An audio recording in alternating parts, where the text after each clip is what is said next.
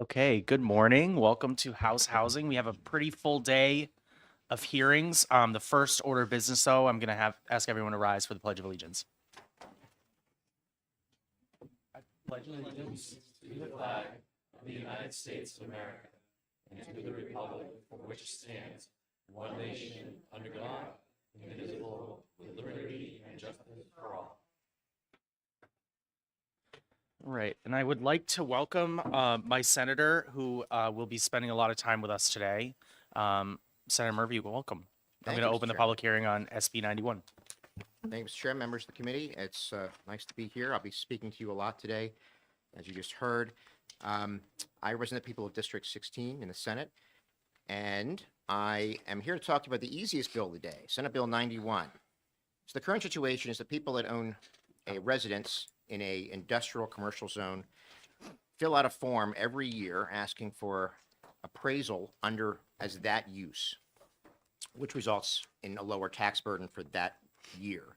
And all this bill does is says, fill it out once and you're good. You don't need to do it every year. It goes from an annual requirement to a one-time requirement, just to make it a little bit easier for people to live in their house and get lower taxes. That's it. Easiest right. bill of the day. I wish they were all going to be this easy, but Great. Well, any questions for Senator Murphy? Okay, seeing none. Thank you, Senator. thank you. Oh, Calvin, Representative Bolio. Thank you, Mr. Chairman. I guess my question is, just so I understand the purpose of this bill, currently how properties are assessed, unless they're in current use, properties are assessed on the highest and best use. So by allowing them to be assessed as residences, it would no longer be the highest and best use standard. It would be as a residence, which would lead to the lower taxes, just so I'm understanding the purpose of the bill. Well, they can already have it assessed at its current use. So that part doesn't change. All it does is makes the requirement an annual requirement, a one-time requirement. So it would still continue to be taxed the same way, just one less form a year for people. Representative Thaxton. So if I'm living in my house between a Texaco station and a 7-Eleven, and I like it that way, that makes sense to me. I understand the one-time requirement. But when the 7-Eleven buys my house for additional parking, how do we know of the change? I presume that's the reason for the annual report. Well, the town or the city, thank you for the question, the town or the city would be there to deal with any change of use, any expansion, any building permits. It's really having owned property myself, I can tell you that cities and towns are usually very eager to get new revenue. And they are the first ones there to notice if you put in anything that would be beneficial to tax base. So the answer is because we assume that the town or the city will pick up the change.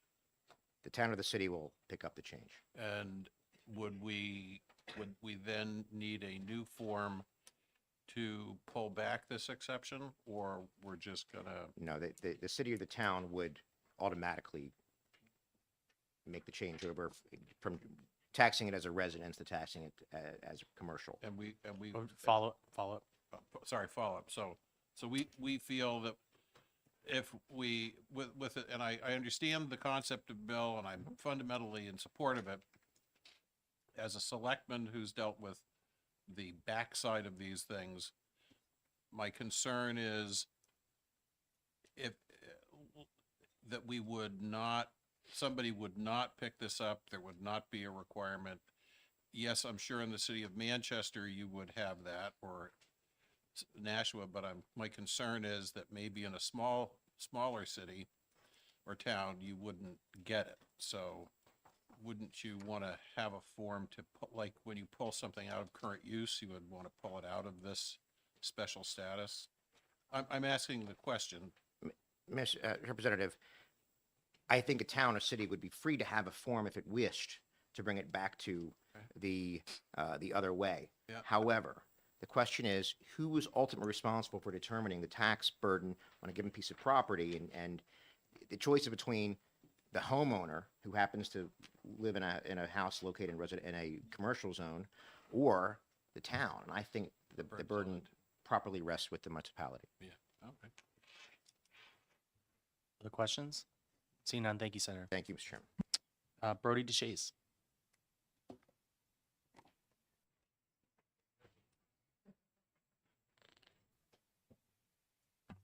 Good morning, House Housing Committee and Chairman Alexander. My name is Bertie DeShays. I represent the New Hampshire Municipal Association. We spoke on against this bill in the Senate, and I'm back to speak against it in the House. Our concern is the current process. How it works is the assessor sends out a form annually to all these property owners who are, currently recorded under their records that have residences in commercial or industrial districts. They mail out the form, and the expectation is they get the form back, and someone has applied on or before April 15th, and then you know that the assessed value of that property should be a residence versus a commercial or industrial, and that can really impact the the assessed value of your property. And the goal is, if all of a sudden you're living in a residence and it's been zoned as an industrial or commercial area, it can really precipitously increase your assessed value. And municipalities have, they have an interest of not taxing people out of their homes. Right now, under this language, the onus would be instead placed onto the assessor's office. And in some areas of New Hampshire, especially cities, it would be extremely difficult to have the assessor's office go out and validate every single residential home that's in a commercial or industrial district. And an example might be by Queen City Ave in Manchester. There's a lot of residences in that commercial district. And the assessor's office would have to go out and confirm every year independently rather than being able to mail out this form and get a form back. Administratively, it works easier for the municipalities. It decreases administrative costs for the property taxpayers, for everyone throughout the municipality. And mailing a form back is not a huge administrative burden, especially even on the property owner, especially if the benefit is assuring that your assessed value is reflective of the property's current use, which is as a residence. And if at any point, you've changed the use, you've decided that's going to be commercial, or industrial, then you'd stop applying the form, and the assessor's office would know that you should be assessed at a different value. So the current process works quite well. So our position would be it works well. It's not broken. There's not really a need to fix it, and we've yet to see any demonstration that this is a broken process or a flawed process. So that's our position at this point. And, we might be open to amending the bill in some ways to make it possibly easier for property owners if there's a concern that this is too burdensome. But I mean, we have stricter requirements for being able to vote in this state. So, we don't think that this is that strict of a requirement to ensure that your property is assessed at a residential value if it's in a commercial or a industrial zone. And I'll take any questions if you have any. Questions? Representative Bolio. Thank you, Mr. Chairman. I guess my question is, if this system were adopted, and someone, let's say, changed the use of their property, let's say they did in the example that was given earlier, sell their property to the neighboring Texaco and then changes to a commercial use, what would nobody notifies the town doesn't pick up on it. Under current law, would there be a tax penalty, or there would be consequences, or would the taxes be the same until the town noticed? Or could you go back and look and say, well, actually, you sold it on this date, the use changed on this date, so you owe back taxes because you didn't notify us? To my knowledge, there might be some kind of back taxes. I don't know if there'd be like a formal penalty. Like, it's not like you're gonna have to maybe pay a fine, but I'd have to double check and get back to you on that. But I think administratively, this is easier for the municipality. And then, you mentioned the change of use. There's sometimes where in those districts it's mixed use. So you might be able to keep a residence and then use a portion of that residence for commercial, right? So if you have like an at-home business or something. So it's important also to know that when you report to the assessor's office, I'm still using this portion of my property residential. It should be appraised at that value. But now I've started an at-home business. This is now commercial. And, I've maybe even built this parking onto it that was by right. I could add these parking spots because I had met the proper setback requirements and lot coverage requirements. And it's important for the assessors to know, okay, so this portion is commercial, this isn't. And rather than the assessors going out and kind of scoping out the property from the perimeter because they're not allowed on someone's property, it's easier to have that reporting requirement because you also don't want the assessor to accidentally say, oh, there's parking spaces, there's now a commercial business here, is this entire property commercial? So It's good. I mean, honestly, this kind of it incentivizes collaboration between the assessing department and the property owner and decreases administrative burden on the municipalities. Okay. Seeing no other questions, thank you. Thank you. Patricia Bridges. I believe that's an S, Bridges. Brigio. Brigio, there you go. Thank you. Thank you, everybody. Thank you for having us and listening today. I am Board of Selectmen Chair of Raymond, New Hampshire. I'm the ex officio for the Planning Board of Raymond as well, but I'm here as a resident. I am going to say that one of the biggest areas of concern is that we are constantly spreading the onus of responsibility onto people who spend an inordinate amount of time, as all of you sitting here do, volunteering to do work on people that have other responsibilities. And when I see something that's going to take this and the responsibility of that homeowner to go and keep their taxes, and we talk about rights, we own property in New Hampshire. Your right is to pay attention to, and if you want to keep your property valued at what it currently is, I think that once a year, making sure that your property is valued correctly is well within your ability as a homeowner. I don't think that driving around town, checking uses, we have mixed uses, industrial, and as they change these, should be put on the onus of others other than yearly to make sure. We need the tax dollars. We are losing tax dollars through situations such as this, and I think that we need to make it as easy as possible for the town to continue to keep the revenue in the proper category. And a residence tax rate less than our commercial or industrial, at the end of the day, overall for the citizens, that is less money. But again, to run around town trying to every year, I think that that onus should be on the person who is the owner of that property. Thank you.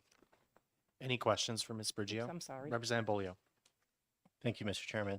I guess my question is, I totally understand where you're coming from in terms of, you know, the onus being on the town having to keep up with these changes of use. My question is, currently for residential properties that aren't zoned commercial, but let's say somebody makes some kind of improvements to their property which increases the value, how does the town keep track of those changes?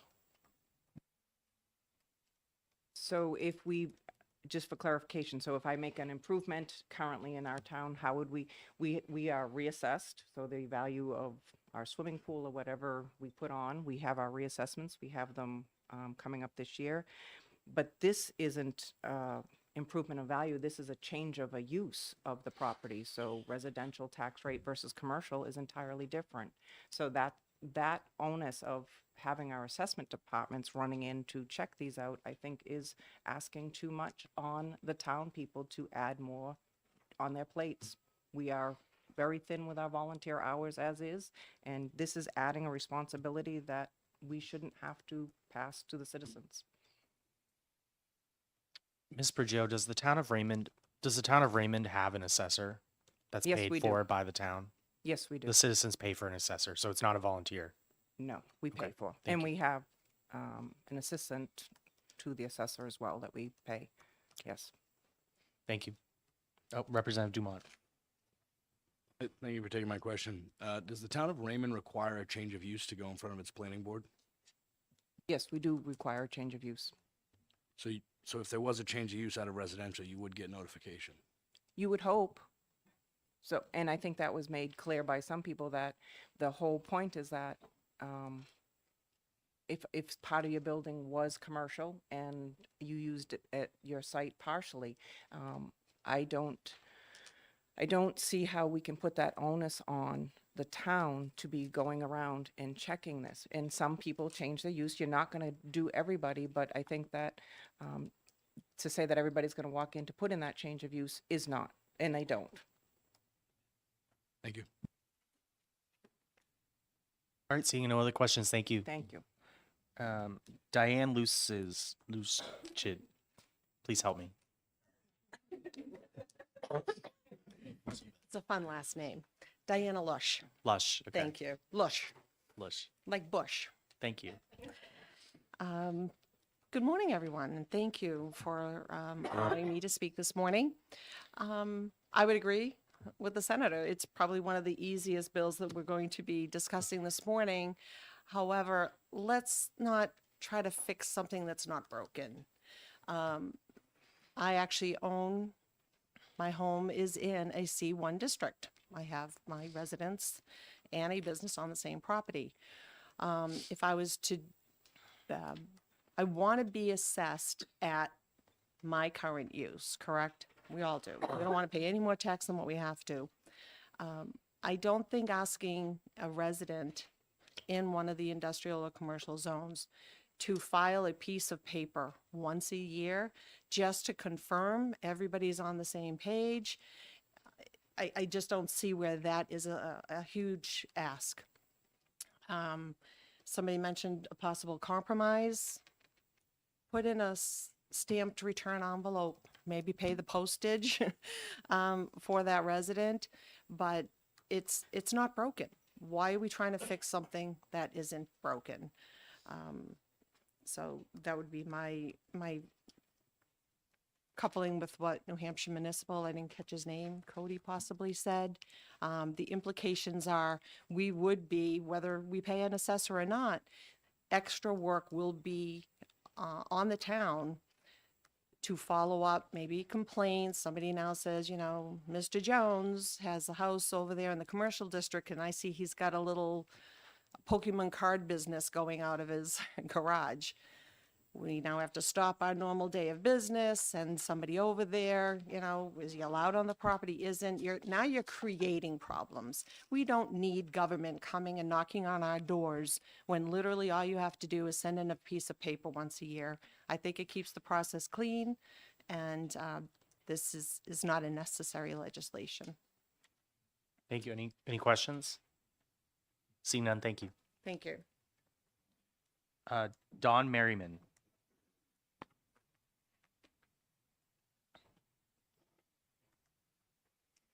Hi, thank you, Chairman Alexander, and thank you for the House Committee for hearing all of our testimony. My name is Dawn Merriman. I actually go by Rainey Merriman. Full disclosure, I also am on the Board of Selectmen in Raymond. I'm the Vice Chair. I've been elected, well, I'm now in 3 years. So I wanted to come and speak today. I do oppose this bill. One of the things that you don't know what you don't know until you get into the office. And we have found in several instances this year that we were looking for one thing and we would find another. But what we found were some instances where like a change of use or something like that would not have been recorded. And in a perfect world, we have an assessor who is paid. We have a building inspector. We have people in town that call and tell us about their neighbors and what they're doing. But in a perfect world, these things, you could do it 1 year and it would be forever and people would come and tell you when it changed. But we don't live in a perfect world. So between losing an assessor, rehiring them, losing a planning board member or a planning technician and rehiring them, those gaps that we will all experience in government make it very easy for things to fall through the cracks. It is no secret that we are all going through a lot of change with everything that has happened this year. Tax dollars are at a premium. We are all looking for them because lots of the federal money is no longer coming in. The tax dollars that we do have will be very important. And I think to take something that we do every year and say you only have to do it once and never again, we are pushing that out way too far. That needs to be done every single year. It's very simple. It's one form. It doesn't require much. And it will continue to allow those tax dollars to be appropriately used because they are so coveted. So I would ask that you do not send this bill forward. I think it's fine the way that it is. Leave the local control where it is. Thank you. Oh, thank you. Questions for Ms. Marion, Representative Bolio. Thank you, Mr. Chairman. My question, because you mentioned the tax dollars, under the current system, if somebody has, let's say, filled this form out, they've sent it in, and then let's say the use changes in the middle of the year, what are the current tax consequences of that? Does the town wait for the fact that they didn't get a letter the following year, or would the town be able to notice it sooner than that? So that is a really good question, and there could be several things that impact that. And I will tell you, we have just changed our tax collector. So our tax collector position was being filled by the deputy for probably 2 months. So during that time, would that deputy tax collector know enough to catch that? I'm not sure. So there are several places that it could be caught, but any number of challenges that we deal with in municipal government could make that so that it doesn't get caught that year, and then it continues on for inevitably, because we've now alleviated a piece of paperwork that every year would be turned in. Even if we didn't catch it in that gap, the next year we would catch it. So I think that the system that we have helps the government to help us, and that's what we're looking for. Other questions? Thank you. Thank you. Is there anyone else here that wants to testify on Senate Bill 91? All right, seeing none, I'm going to close the public hearing, and we have about 6 minutes until our next hearing. So we're in recess for 6 minutes.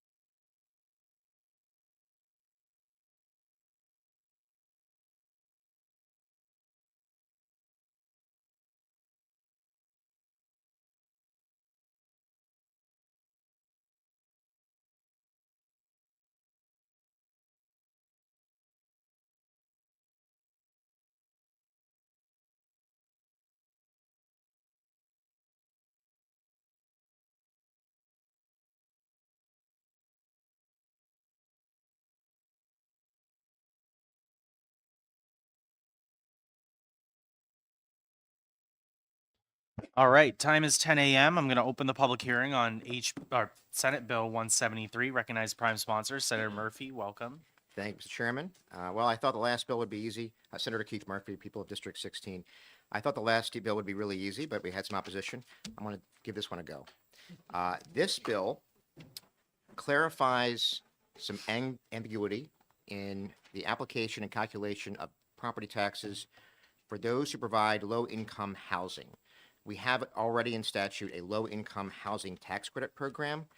The law allows two different methods of calculating taxes due, 10% of income or a complicated income capitalization formula. Different municipalities, most do it one way. A couple of others have run into some issues with widely different calculations that are used. This bill simply tries to clarify it. It's 10% of actual income, clears up the mess, and really lets those providers, housing providers, have some degree of consistency. And there's people behind me that can speak to real-world examples of how this has happened. I'm happy to answer questions, but I think people better qualified than I can tell you why this bill is needed. Thank you. Questions for Senator Murphy? Seeing none. Thank you, Senator. Thank you, Mr. Chairman. Matt Mayberry.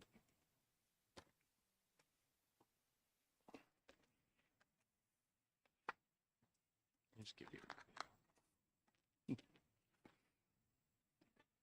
Good morning, Chairman. Good morning, Chairman. Good morning, members. My name is Matt Mayberry, and we get to spend a whole lot of time together today, so thank you for your time.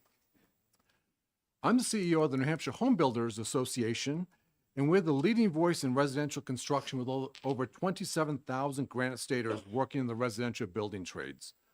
I'm here today to encourage you to please support SB 173.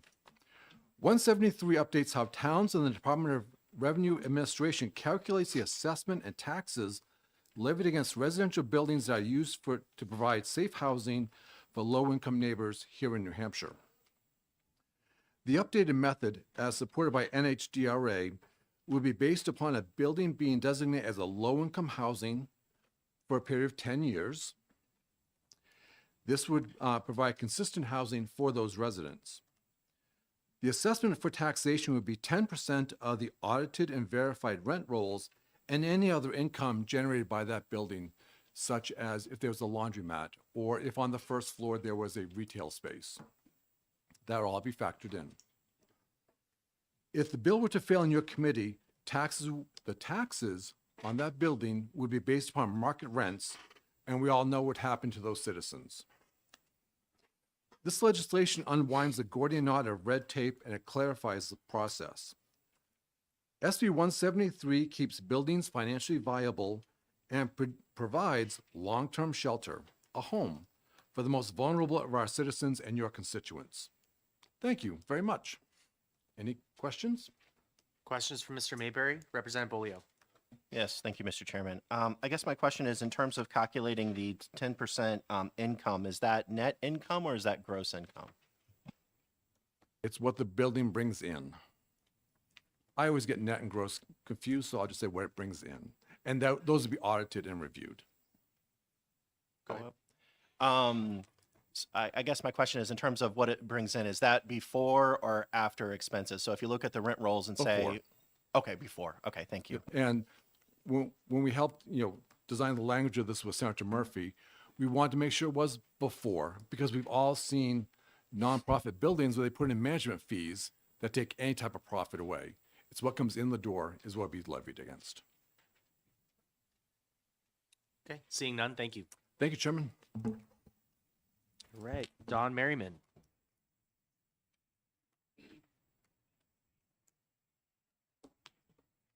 Chairman Alexander, Housing House Committee, thank you so much for hearing me. I, again, oppose this bill.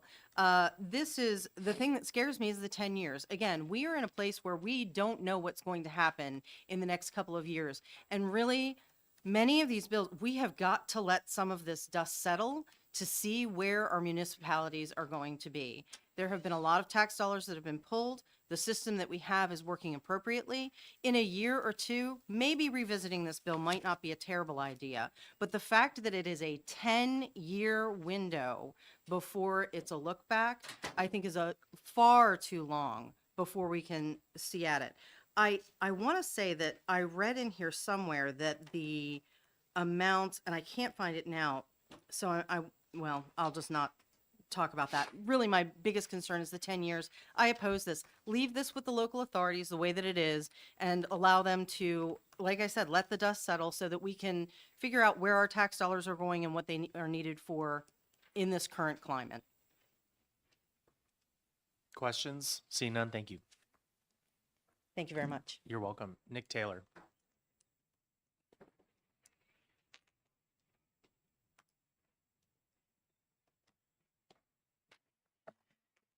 Good morning, Mr. Chairman, members of the committee. For the record, I'm Nick Taylor. I'm the Director of Housing Action New Hampshire.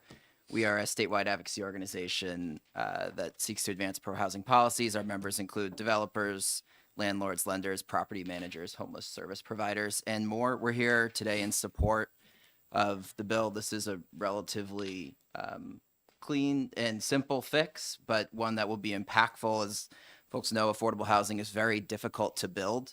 And as costs rise, that includes property taxes, they can't pass those costs right down to their renters like a market rate unit could. They are limited by what they can charge. It's long-term agreements that are in there. And the low-income housing tax credit program is essential for below market rate housing. It's very, very successful. It's oversubscribed every year with developers who are seeking to build more housing that's affordable to the lowest end of our market. And as folks know, LIHTC projects are very different from market rate projects. They're long-term commitments. We're talking decades that they have to stay affordable. And again, they can't be sold like market rate projects. That stays with the project. So it makes sense to assess these as their real value, which is as a LIHTC program project as opposed to a market rate project. And so this is a thoughtful compromise. This is something that has been worked on by the assessing board for years. There are two methods. This adds some simplicity and predictability to affordable housing developers. I also have a letter here from one of our members in the NeighborWorks Southern New Hampshire that has developed over 500 low-income housing tax credit units. And they are also in support. They were involved in the original establishment of the sort of dual formula process that has led to some confusion. This just simplifies it, adds predictability, and will help these projects continue at a feasible rate. Happy to answer any questions. Representative Bolio. Thank you, Mr. Chairman. I guess my question is, under the current low income housing tax credit program, how long is that program for? This bill has 10 years. What is the current amount? So under 9% tax credits, it's a 60-year minimum in terms of the affordability. Under the 4% tax credits, it's either 45 or 30 years, depending on the type of capital subsidy that's in there. So these are not projects that are switching back and forth between LIHTC for 5-10 years and then market rate and then back. So there's long-term commitments there. Okay. No other questions. Thank you. Diana Lush.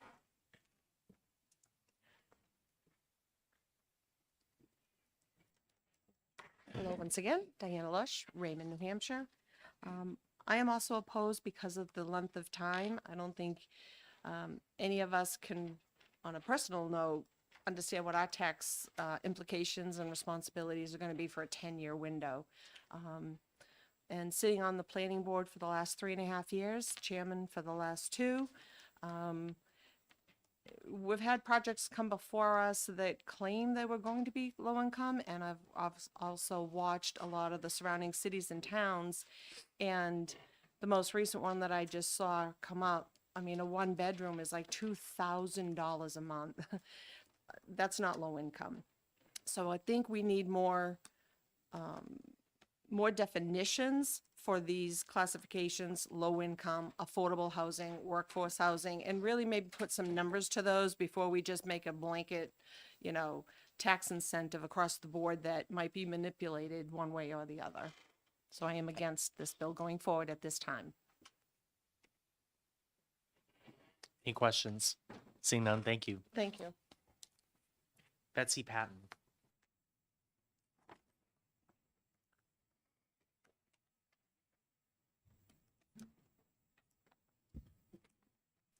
Good morning, Mr. Chairman and members of the board.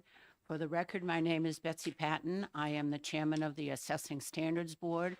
I have been on the board since the Sorrell case and the constitutionality of the assessing process, and we have worked on many of the assessing issues that we had way back in 2001.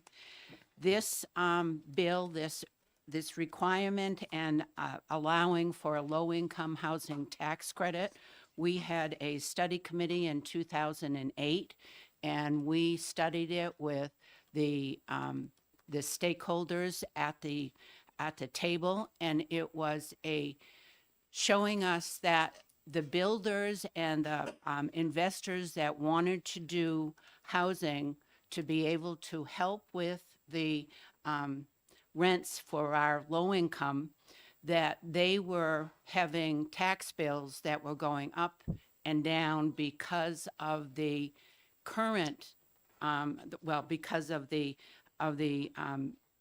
tax process.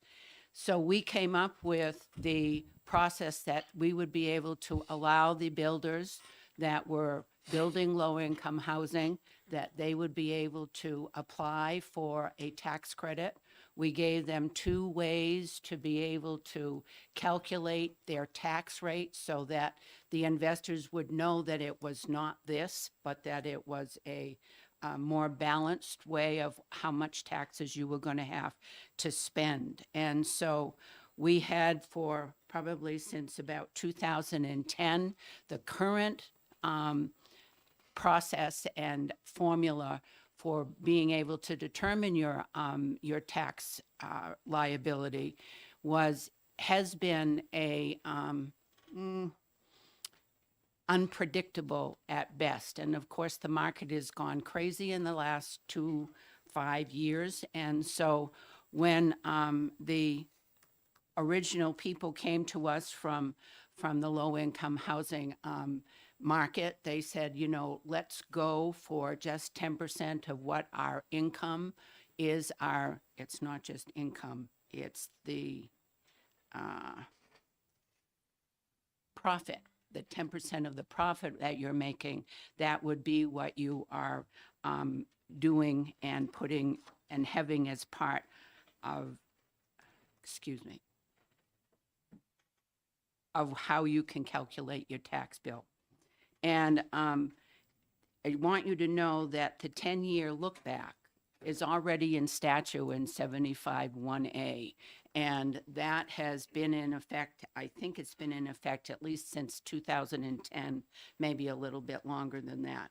And what we wanted to do this time around was to be able to simplify this so that the investors and the builders would have simplicity and predictability on what their tax bill would be instead of the rise and fall that we all have done. And so we tried last year to bring this to the legislature to fix this formula.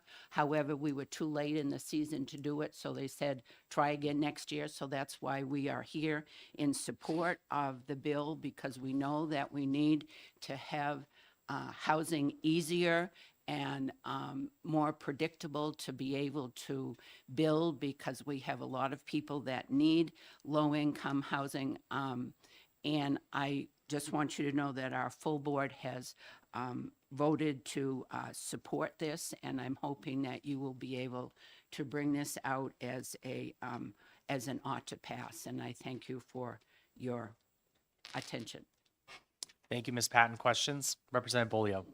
Thank you, Mr. Chairman. So just to clarify, the 10-year time period for this assessment is the same as what's already existing in New Hampshire law? Yes, it is. If you look at 75-1A, that's already in statute. Okay, seeing no, Okay, thank you. thank you very much. Next up, Brody DeShays.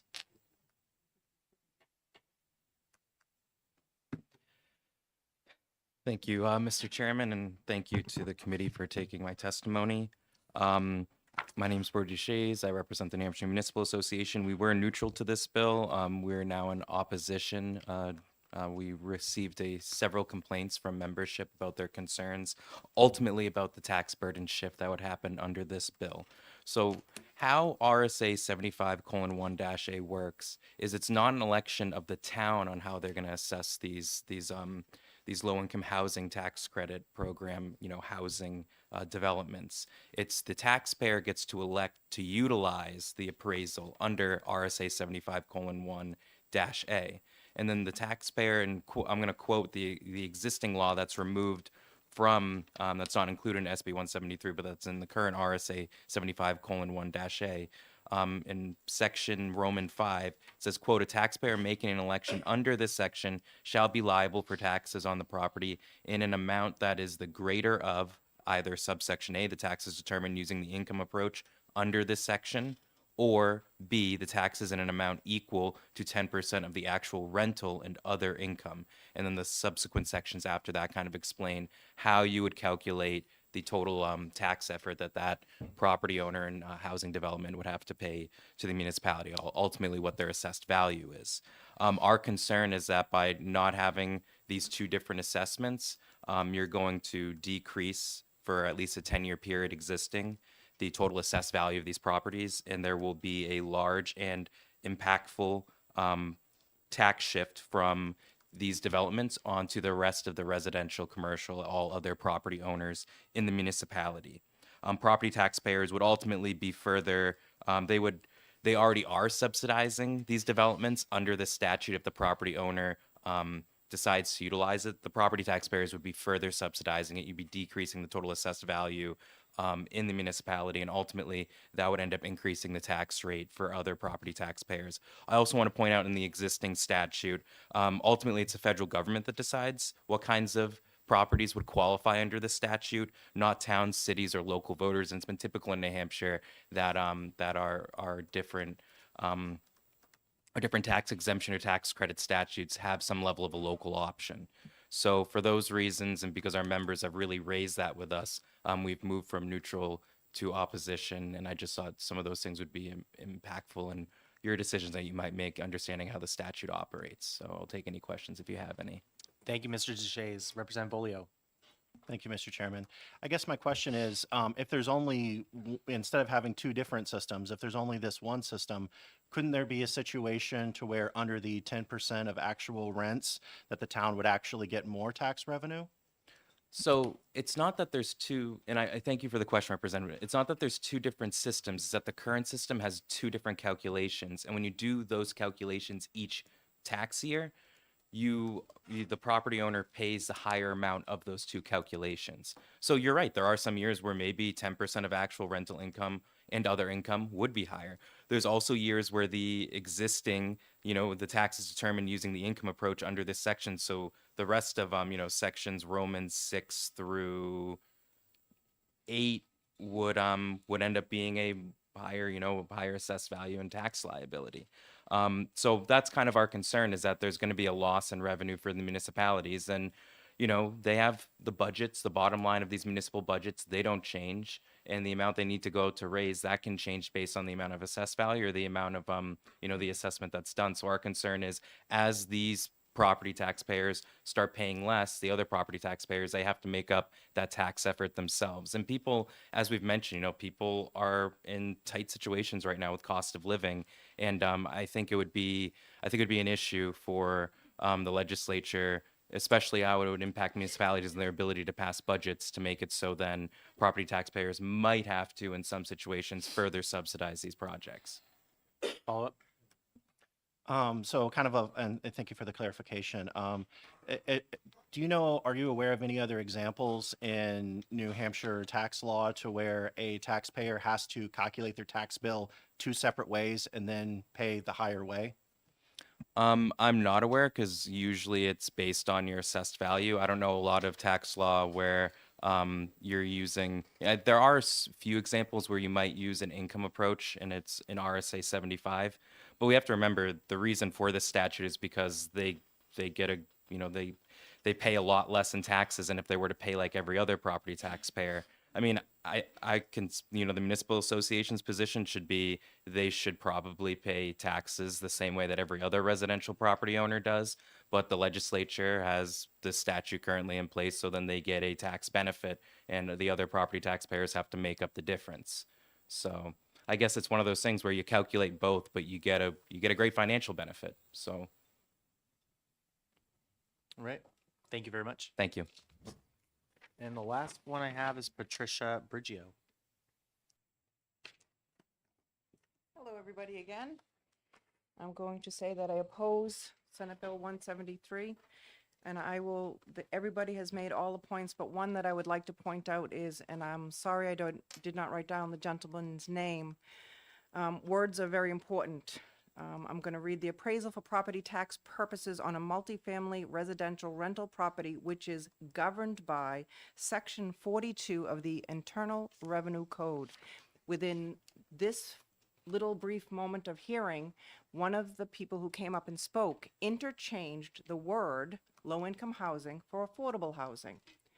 So I am very concerned with, we have affordable housing, we have workforce housing, we have low-income housing. And I am very nervous when these terms are used interchangeably because they have huge consequences on us as towns.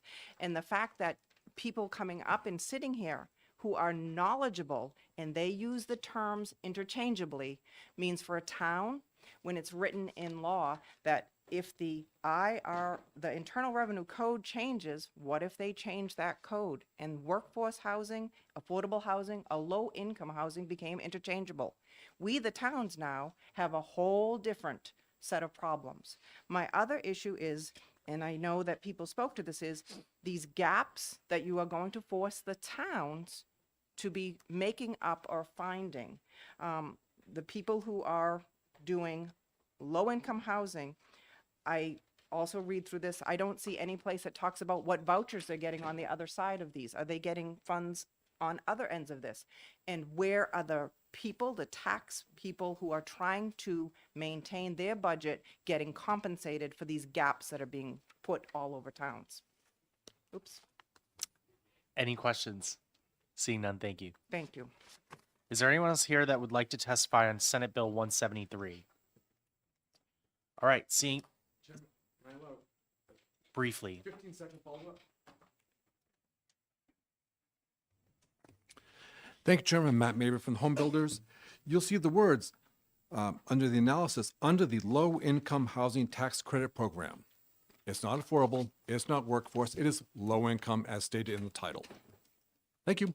Okay, thank you. Seeing no one else, I'm going to close the public hearing at 10:23, and we have 7 minutes, so we'll be in recess.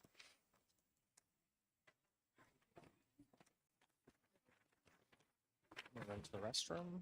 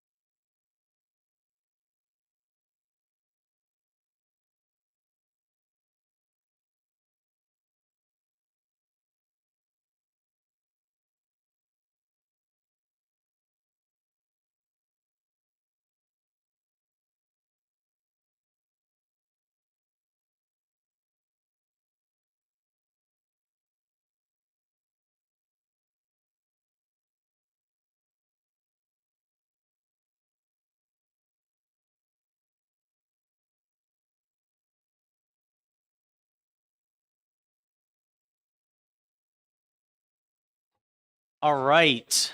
I'm going to circle on back here. Welcome back. It's 10:30. I'm going to open up the public hearing on SB 174. Call on Senator Keith Murphy, the prime sponsor. Welcome. Thank you, Mr. Chairman. Senator Keith Murphy, representing people of District 16. Mr. Chairman, in a prior career, I was a town planner. I've sat in on dozens of zoning board and planning board meetings. And it was very clear to me in that career that planning boards often have a very different approach when it comes to looking at housing development. They love senior housing. Love it because it generates tax revenue. There's no children. It's usually, you fit it in smaller, denser areas, and it's sort of out of sight, out of mind. There's a golf course adjacent, everyone's happy. They tolerate single-family housing, especially on really large lots. They don't like multifamily.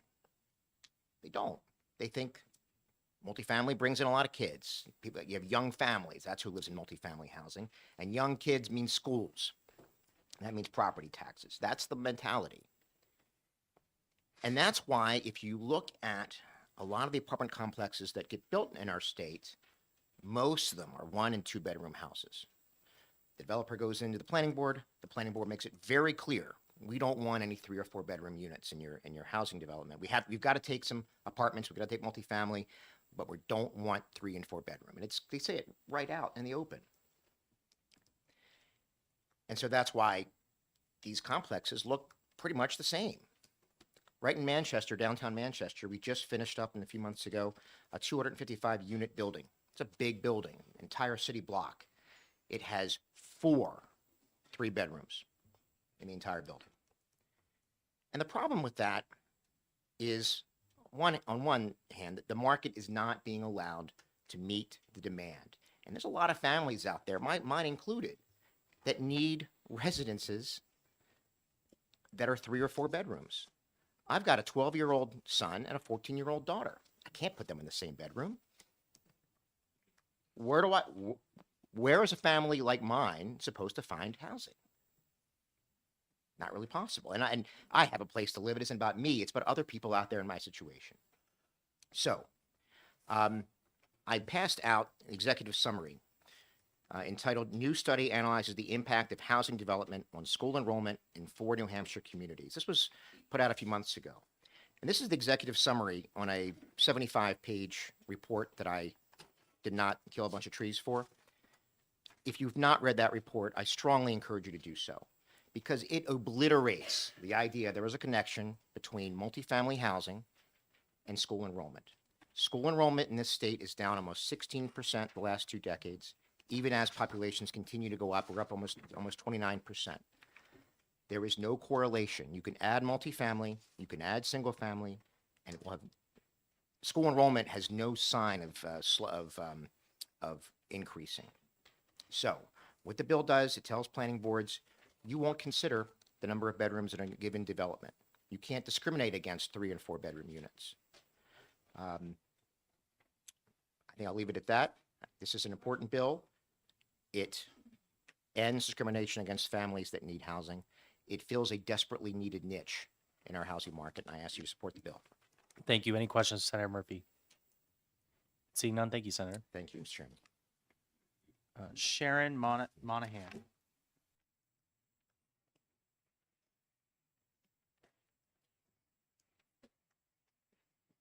Thank you. Please bear with me. This is No my problem. first time ever, Welcome. and I'm not comfortable speaking anyways. Take your time.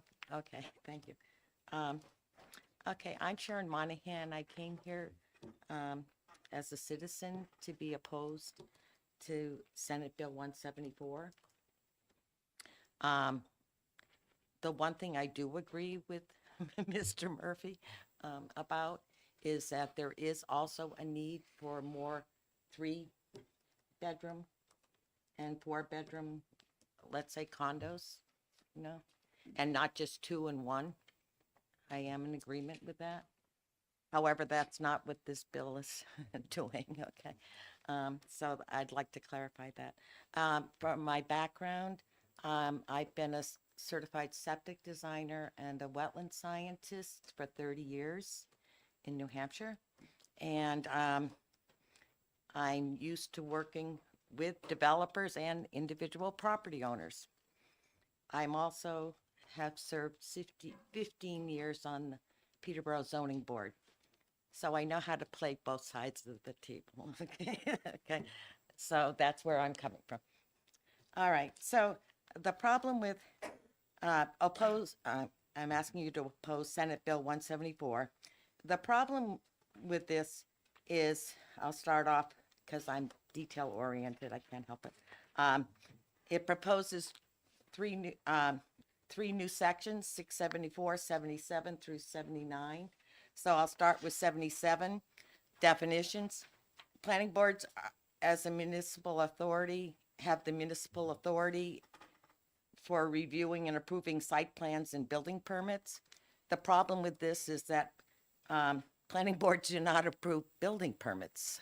So that's a real problem, and it's misleading and misdirection. So, and frankly, you don't want them having the authority to approve building permits, okay? Okay, the next thing is RSA 674:78 that's being proposed. This is prohibits planning boards, and the wording is shall not, from differentiating housing units as to number of bedrooms during the hearing or approval process. And the number of bedrooms shall not be a factor in deciding to approve or reject a site plan or building permit, which they can't do anyway. So, okay, so there are three reasons, primary reasons why the planning board need to inquire about the number of bedrooms in a residential unit or a residential development of several units. And one of them is to determine if it's conflicting or meeting the criteria of other statutes and regulations. The workforce housing, over 50% of the units have to be 2-bedroom. It doesn't say that some, you know what I mean, that you can't have 3-bedroom. They have to be over two bedrooms or more. Okay, so that's the statute. Accessory dwelling units. Okay, you want to, in order for it to be secondary to the primary, you have to know the number of bedrooms of the primary and the secondary. If you were passing a bill here, believe me, proposing that assessors cannot make assessments according to number of bedrooms, I'm sure the citizens would be all for that, okay? But you're not. This is planning boards. This is the planning process. Okay, some other statutes is the one you're proposing that was proposed in effective, I think it was effective in January this year. The limiting parking statute, 674-16-7. Section 7. It's based on your parking spaces having to do with whether you're 1.5 units or whether you're a studio or a 1-bedroom, you know, whether you're, I'm sorry, 1.5 parking spaces are given for 10 units, multifamily units or more. Okay. Also, I'm a septic designer, so believe me, all residential use is based on bedrooms, and which is why you have to know it. Okay. Also subdivisions. Okay. The other areas that they want to know is it affects major and minor site plan review, whether it's major or minor. So this has to do with other statutes, regulations, and processes. And we have our definitions of multifamily: duplexes, triplexes, studio. They're building types. They're about bedrooms. Okay, so you just can't outlaw no talk about, don't ask any questions about bedroom. Okay, so the other reason, I had three reasons. The planning boards want to know about bedrooms is, you need to note to determine if adequate infrastructure services exist, such as sewer and water, to support the density of the housing proposed. This has to do with public drinking water and sanitation, as I spoke of. This has to do with public health and safety. As a septic, I'll use my experience. As a septic designer, I'm very familiar with waste disposal rules. And a lot of people don't realize that just a 4-bedroom house is 600 gallons per day of water usage flow. But 4 1-bedroom apartments is 900.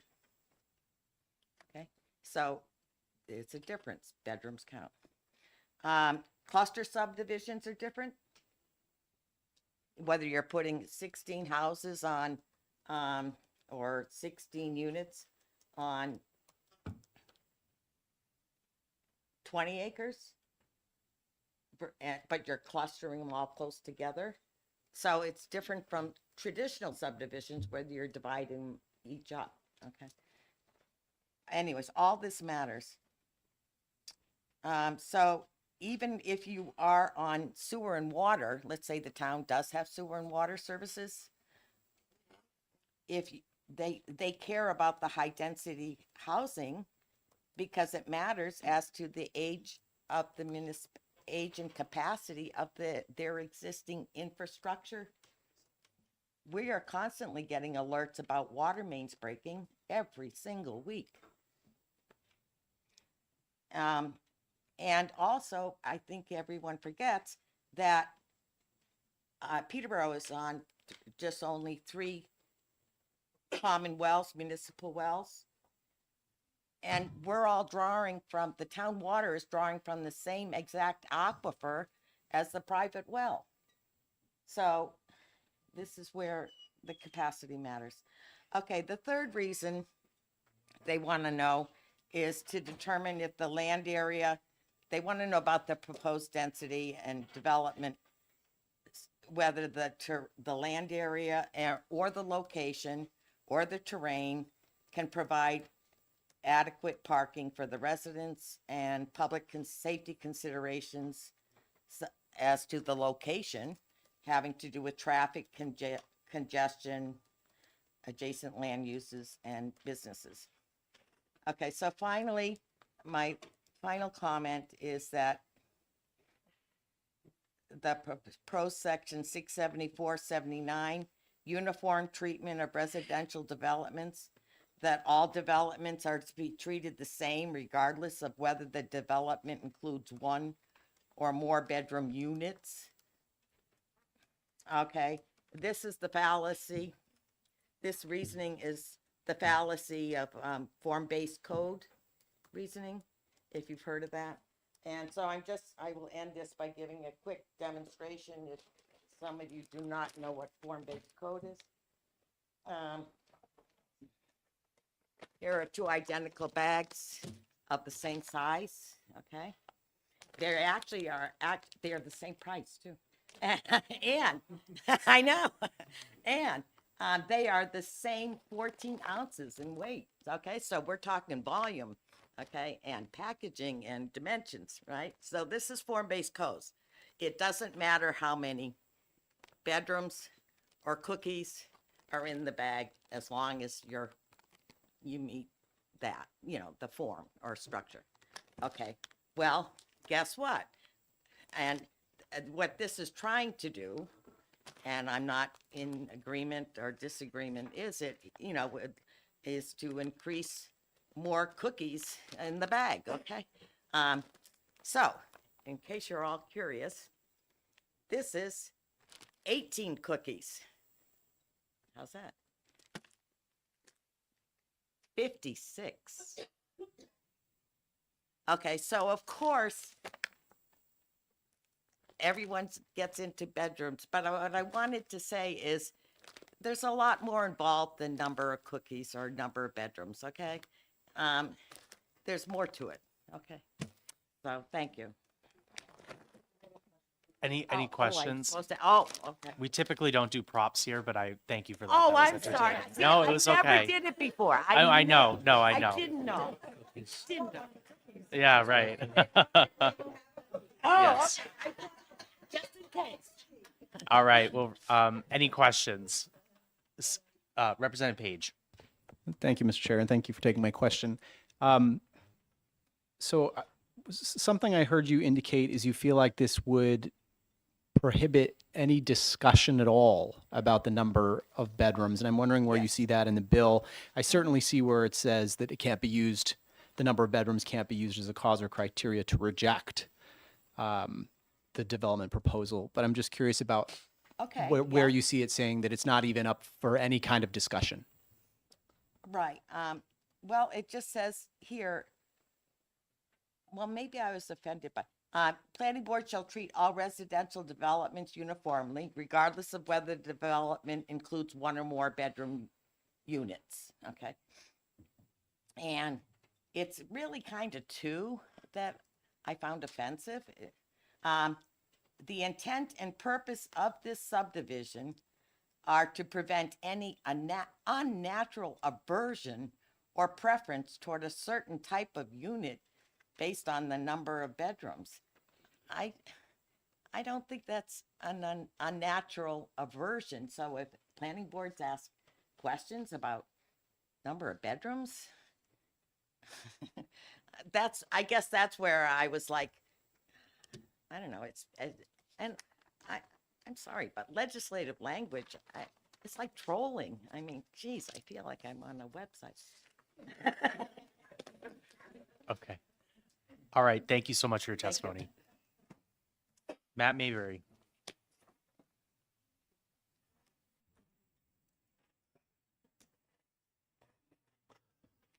Hello, once again, Chairman, members. I did not bring cookies. I did not bring snacks. I'm clearly deficient in my testimony today. So, and notice, she didn't share. That's the worst part of all of this.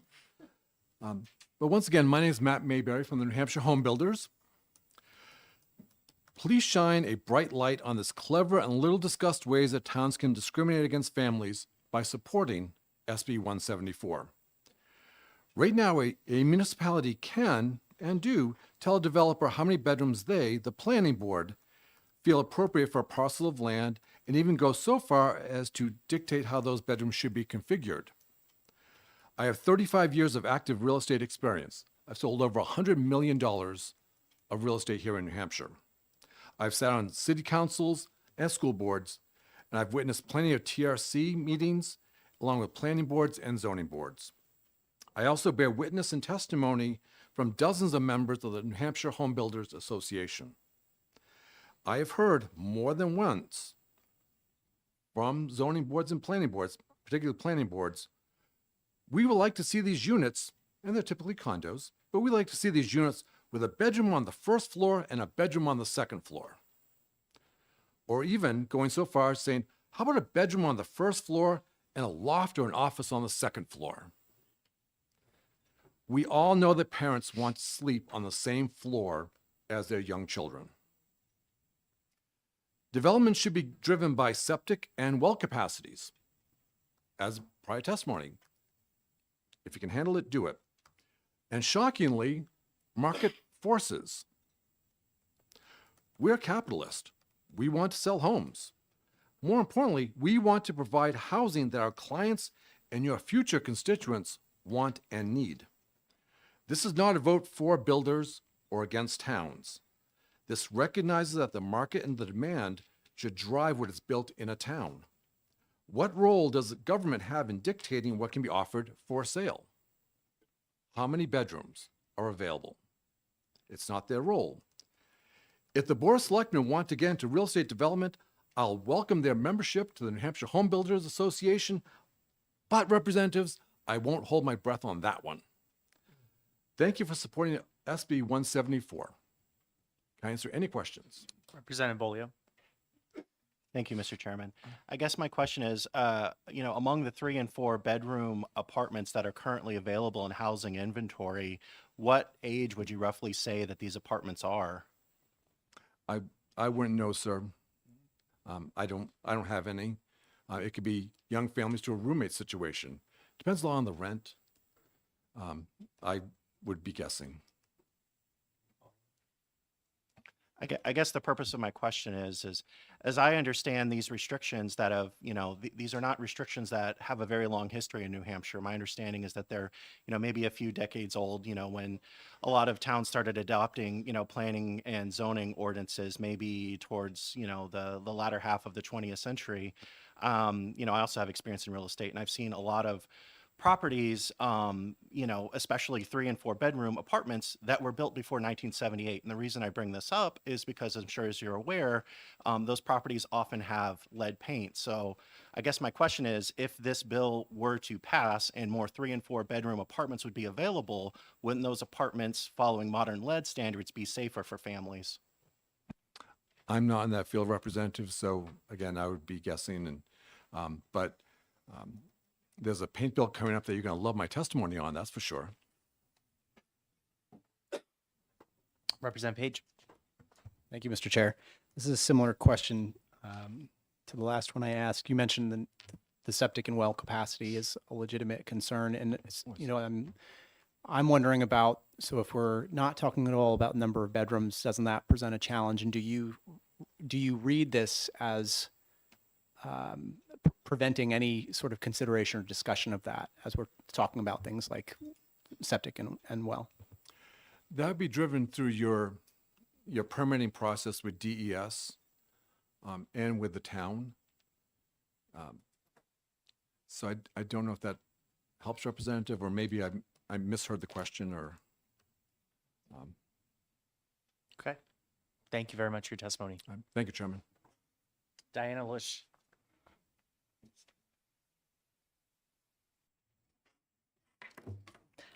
All right, here we are again, and you have my name down pat. Gonna be good at it. Diana Lush from Raymond once again. All right, I was scribbling a whole bunch of notes with some of the testimony that has been presented. The first, I would like make sure that we are not confusing this bill as a means for developers or anybody to build a home or an apartment building with more than 2 bedrooms. I have sat on the planning board for 3.5 years, chairman for the past 2. I have attended more than 150 meetings directly about Raymond's site plan and subdivision regulations and all the projects that have come before us, and there have been many. Never in all of those meetings have we ever told a developer they cannot have the number of bedrooms that they proposed. I think we've just seen a shift where families are smaller in size, just naturally, and the builders and the proposed projects that come before us are typically the 1 to 2 bedroom. We do not sit there and restructure what they're presenting, asking them to put a bedroom on the first floor, second floor. That is not the role of a planning board. And I think if I was an applicant, I would raise great concern and possibly file an appeal if my project was denied based on my configuration of what I wanted to build. That is not the planning board's role. We already have special zoning available or site plan and conservation subdivision plans. So if you have 30 acres and a lot of it is unbuildable, we still will allow you to build a lot more homes and units on your land to increase the number of houses and units available for people to live in Raymond. The whole idea of talking about bedrooms is, as the first speaker spoke, is about the resources needed to sustain that residence or building. And obviously water has to be available. We do not have any town or municipal sewer system in Raymond, so we solely rely on septic systems.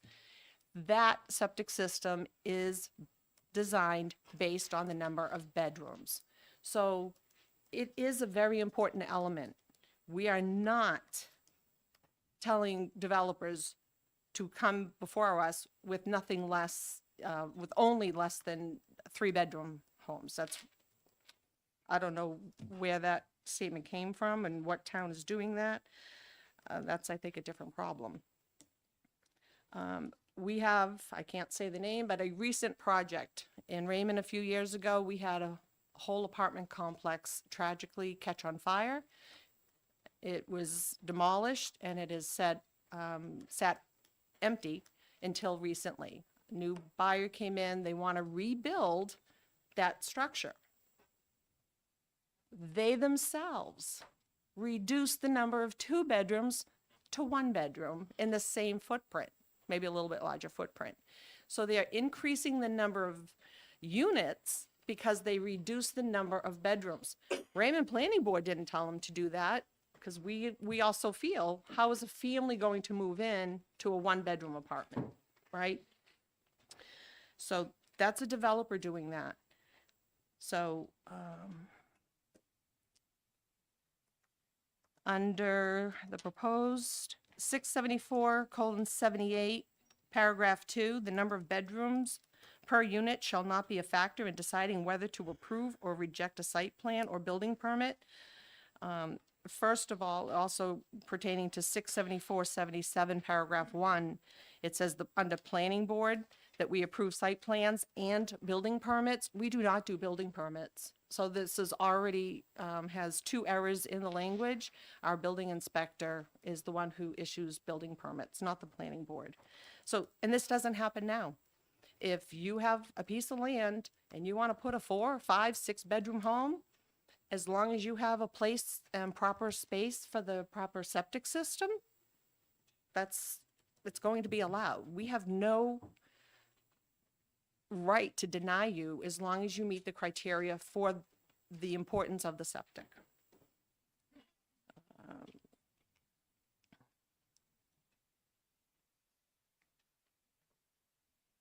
All right, I think so. As you could tell then, I am against this bill as written and taking away all the importance of a planning board. Like I said, the bedrooms really only play a role into more the septic design. We're not telling developers to stay away if they want to build bigger units. It doesn't happen. Okay, thank you for your testimony. Representative Gibbs.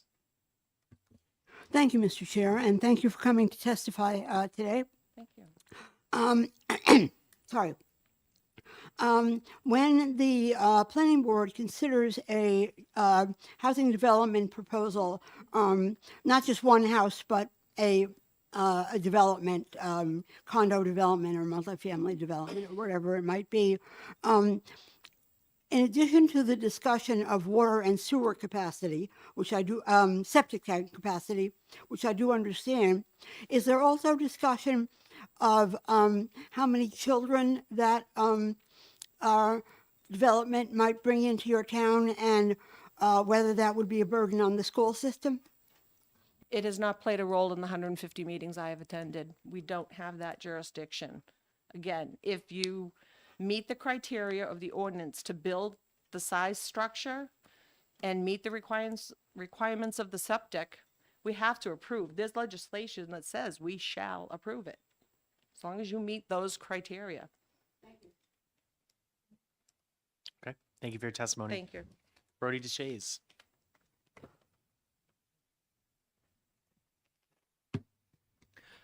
Thank you, Mr. Chairman, and thank you to the committee for letting me speak. My name is Bertie DeShays. I represent the New Hampshire Municipal Association, and I am testifying against Senate Bill 174. We are opposed. I'm going to touch on some of the similar points, but not all that the previous speaker who's on the zoning board, I believe she mentioned zoning board, zoning board from Peterborough and, some of the other wastewater disposal issues. But obviously, it's the intent of Senate Bill 174 is to prevent municipalities from considering number of bedrooms in developments that come before the planning board. But there are good reasons why a municipality may limit or want to consider the number of bedrooms in a housing development or a subdivision, primarily all having to do with septic capacity or the capacity of local aquifers or the sewer or water system.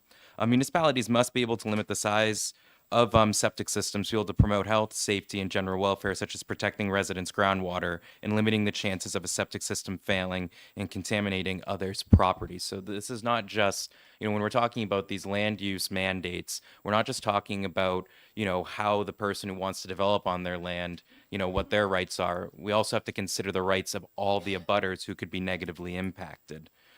The total number of bedrooms must be subject to a limitation in some cases to avoid overburdening the septic system. And this is especially true where soil might not percolate correctly, even if you might meet the density requirements. If your soil doesn't percolate right, then you're going to have to tie some of your zoning ordinances in that zone to some of the septic capacity requirements. And you're likely going to try to match those with DES.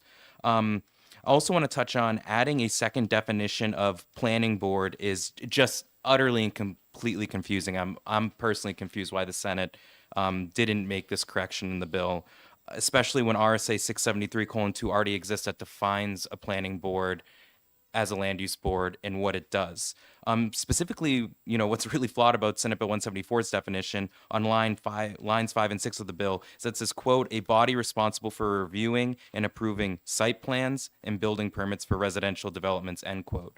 That is not what a planning board does. You would have two conflicting definitions in statute, and we raised this on the Senate side, and I would hope that the House would at least prevent there from being two conflicting definitions of planning board and statute.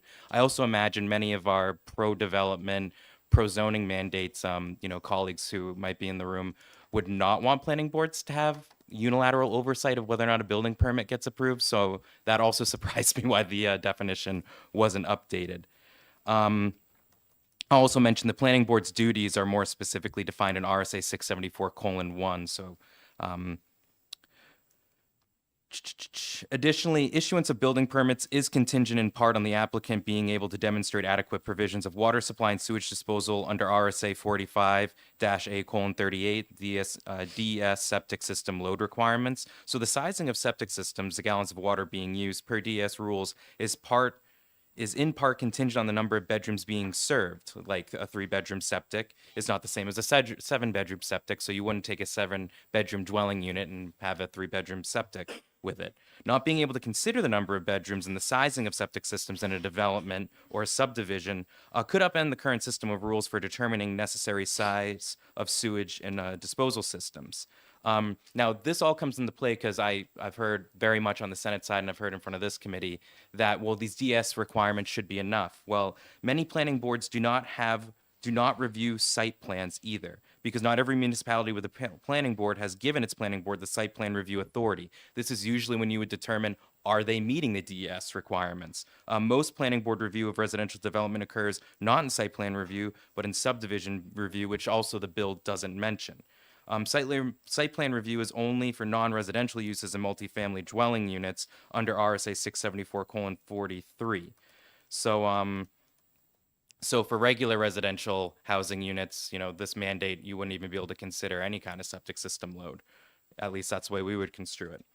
We are also concerned with the bill intends to exempt subdivision reviews, which would be a major limitation on reasonable and responsible local development. Again, subdivision review is extremely important. They also should be meeting these wastewater requirements. And again, the way that they ensure that that's happening and the way that they ensure the development is doing that is when they go through site plan review or by tying number of bedrooms to some of their zoning ordinances. So if they don't have that power that's been explicitly given to them by their voters, they're going to tie some of these to their ordinances.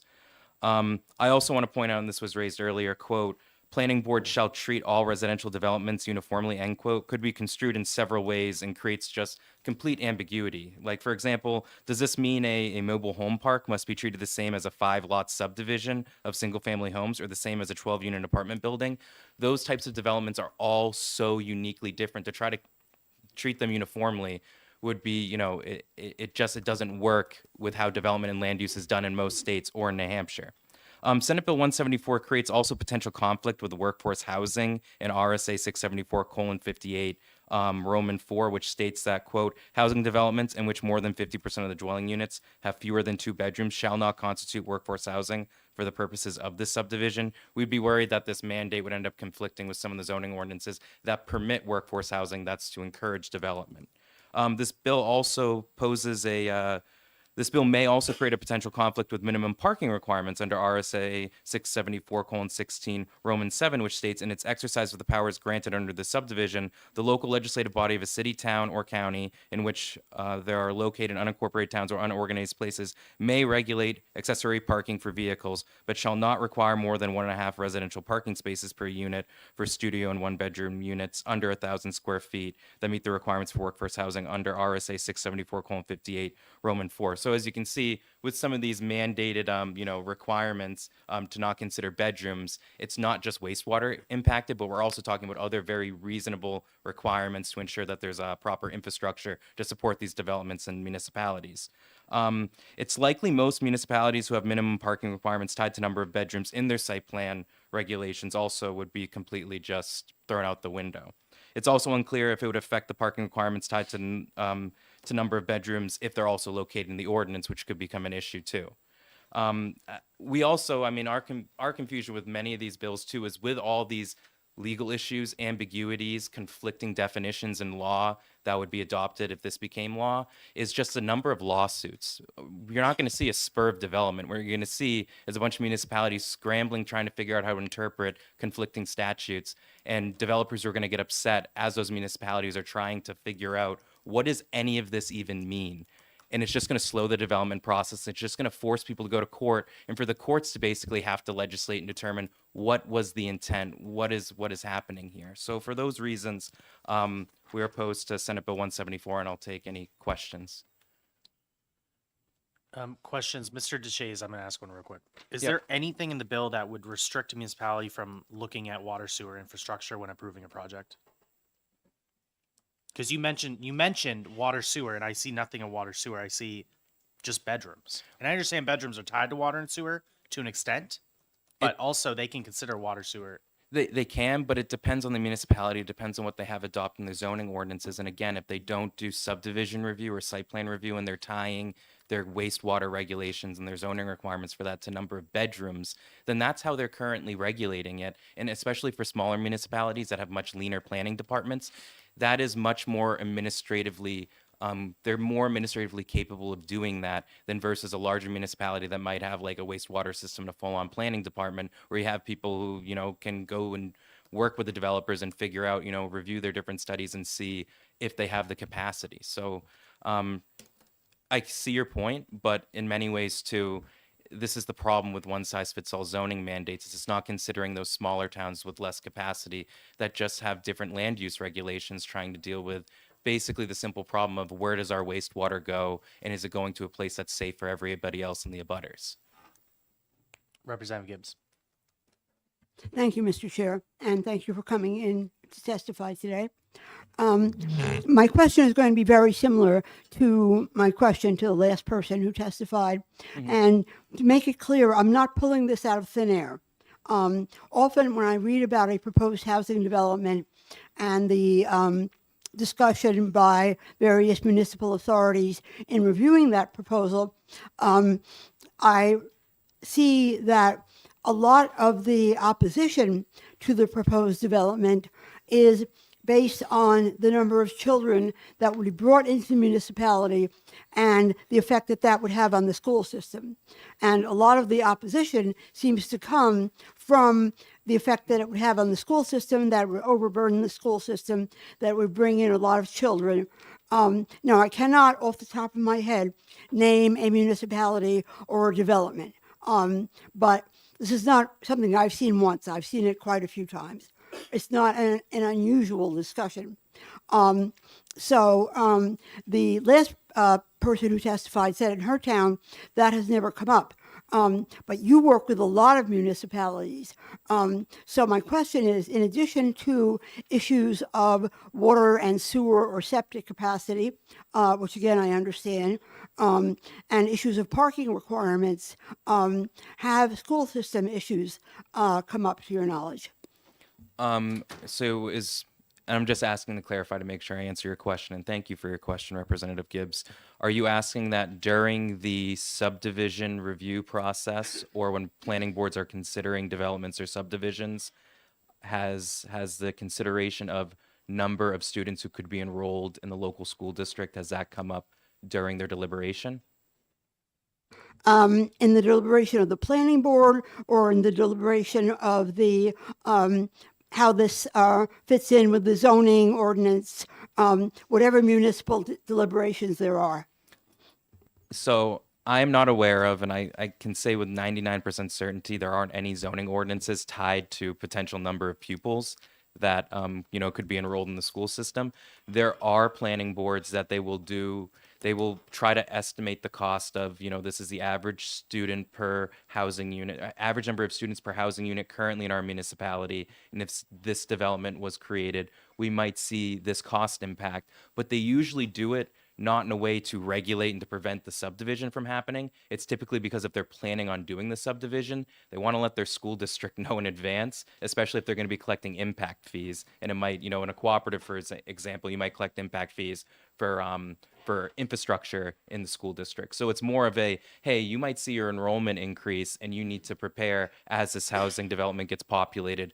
To my knowledge, it's not a consideration of whether or not they don't consider that and whether or not to approve the subdivision, because it's pretty, it's limited to number of bedrooms, and the number of bedrooms, the biggest primary considerations for that are infrastructure capacity, especially for wastewater, drawing from wells, and parking. A follow-up question, Mr. Chair? Thank you. But if the municipality is considering the effect that this will have on the school system, wouldn't it be true that a proposal that included 4-bedroom apartments, for instance, or 4-bedroom units would bring in a lot more students? You would expect it to bring in a lot more students than a proposal with 2-bedroom units or 1-bedroom units. And might not that come up as an issue?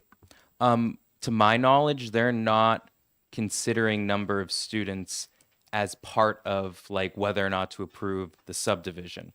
It's for informational purposes to provide the school district with, this is currently in the works. We're working with them to get this development built and to get it approved so it can be built.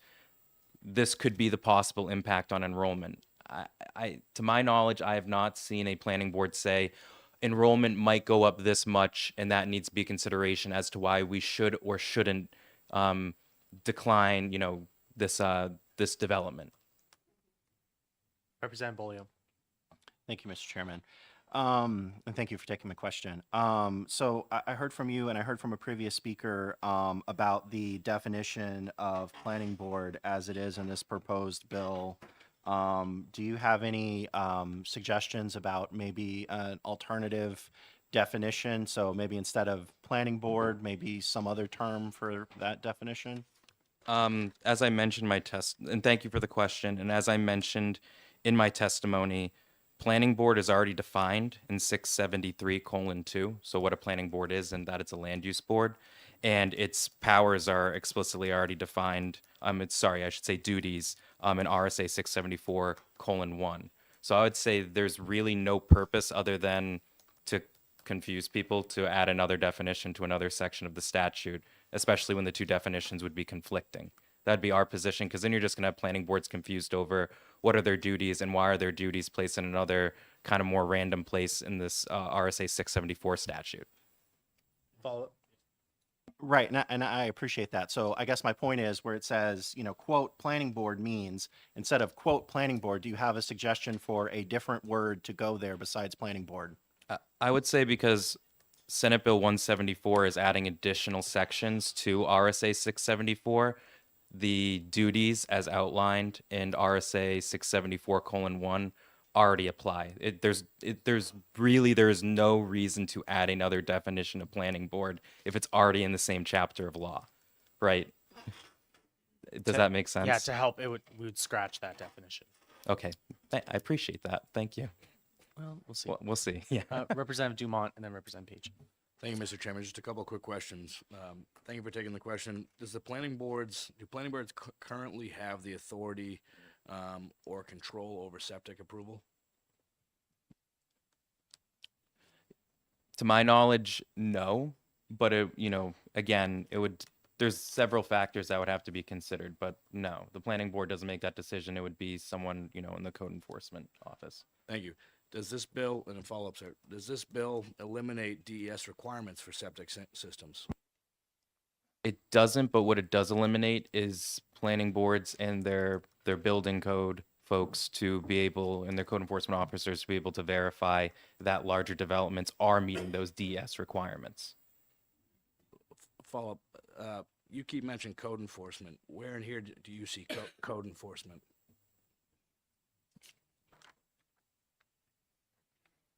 I think it would depend on the municipality, but some might have their code enforcement officer to be the one that's verifying, but it also could be the building inspector too. I think it depends, but. I see this bill referencing planning board, but Mhm. just to follow up to that, wouldn't a planning board or a municipality still be able to deny or suggest modifications based on capacity? I see this as only a bill that prohibits you denying based on number of bedrooms, not issues with capacity. Thank you for the question, Representative. As I previously mentioned, a lot of times you might base what the capacity is for, a development based on the number of bedrooms. That's typically number of bedrooms is what we tie our wastewater regulations in zoning ordinances to, especially for those that don't have subdivision review. Final follow-up, I promise. Those bedrooms are tied to gallons per minute or gallons per day, as we heard from previous testimony. I would believe that if the decision was based on that finding, a certain amount of capacity rather than just saying a specific number of bedrooms, you would still be within your right. Do you see that the same way? I'm not certain. It might depend on the municipality. I'd have to look more into that, but I appreciate the question. Thank you. Representative Page. Wave it on. Okay. Any other questions for Mr. Deshays? Seeing none, thank you. Thank you. Patricia Brigio. Hello. I'm opposed to Senate Bill 174. I will try not to go through repeating what people behind have said. The beginning of this statement, I want to say that the planning board is guided, we're guided by laws, RSAs that are given to us. And I think that every person that I have served with, and I am actually honored to serve with the people of my town, we obey the law. I would hope that as we go through these bills that people mitigate some of the language and references to the people who are serving as volunteers on these boards for implying that the duties that they take seriously are not being upheld. I want to also state that I sat on the Rockingham Planning Commission for years, and I'm feeling a little whiplash sitting here before you guys because we talked about number of bedrooms at the Rockingham Planning Commission for years, and we talked about reducing them. We talked about reducing them down to 1 and 2 bedrooms. We talked about reducing the size of, we didn't use the word homes, we didn't use the word houses, we used the word units. And we talked about reducing the size of the units down to 320 square feet. I was opposed to that vehemently. Many, many meetings on that. And now I'm sitting here before you where we spent years discussing trying to get workforce housing, affordable housing, low-income housing, all the terms used interchangeably, down to 1 or 2 bedrooms, 320 square feet. And now we have a bill before us saying we want to go back up in bedrooms. I actually agree that a family should be able to have their bedrooms. And I can say from sitting on the planning board that I never looked at an application for who was going to be enrolled in school. It isn't part of our duty. We never looked at that as part of it. One of the big concerns I have sitting here, even listening to all of us talking in the testimony, is planning board shall treat all residential developments uniformly regardless of whether the development includes 1 or more bedrooms. We have spent an inordinate amount of money and time in our town with lawyers and our applicants taking us to task through language and raking us over the coals. And for us trying to maintain our own town's local regulations, which a lot of these I see as cumulative workarounds for local towns' ability to be their own town. And we are getting raked over the coals legally. And a bill that has such ambiguity is going to make the towns have to defend itself at court numerous times. And we're already there on other bills that have passed. We are there defending ourselves. We are defending the rights of what the citizens voted us in for. I don't think that we should be using schools. We're talking apples and watermelons at this point. School enrollment, where we say it's down, or that is a whole other host of bills that other people in this whole government should be talking about. School enrollment being down, maybe because people don't want to have their kids in our public schools. That is not part of tying school enrollment to bedrooms. There is a whole host of reasons why enrollment in our schools are down. Septic failures. I think we don't have to look very far. We can look at Manchester, we can look at Epping, and we can see how much sewage is going into our rivers. I think sewage and septic and the onus of these bills that will be passed on to towns, if we don't buckle down and look more into it, are going to be astronomical, unaffordable. This isn't even, nobody here has even talked about MS4 requirements.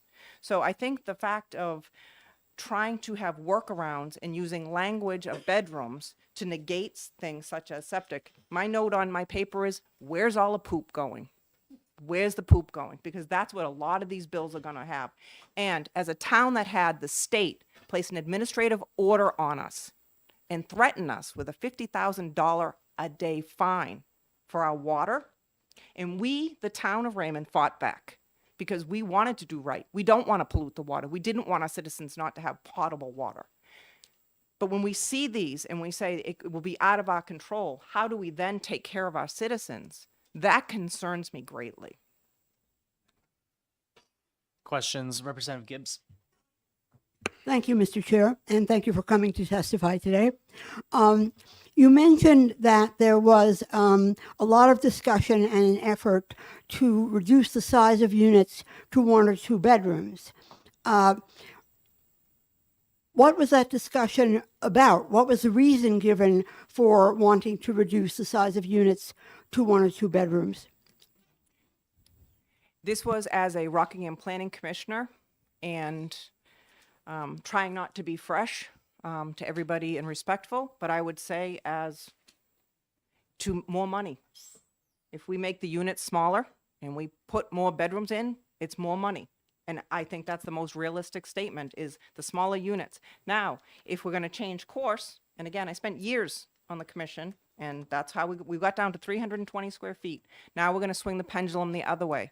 But the repercussions of these vast, huge changes, and if it's taken away from local control, where we know our towns, we know them better than the state does, we have more ability to help our citizens. And any of these regulations that you put that cost taxpayers more money, I think that is not representing the taxpayers.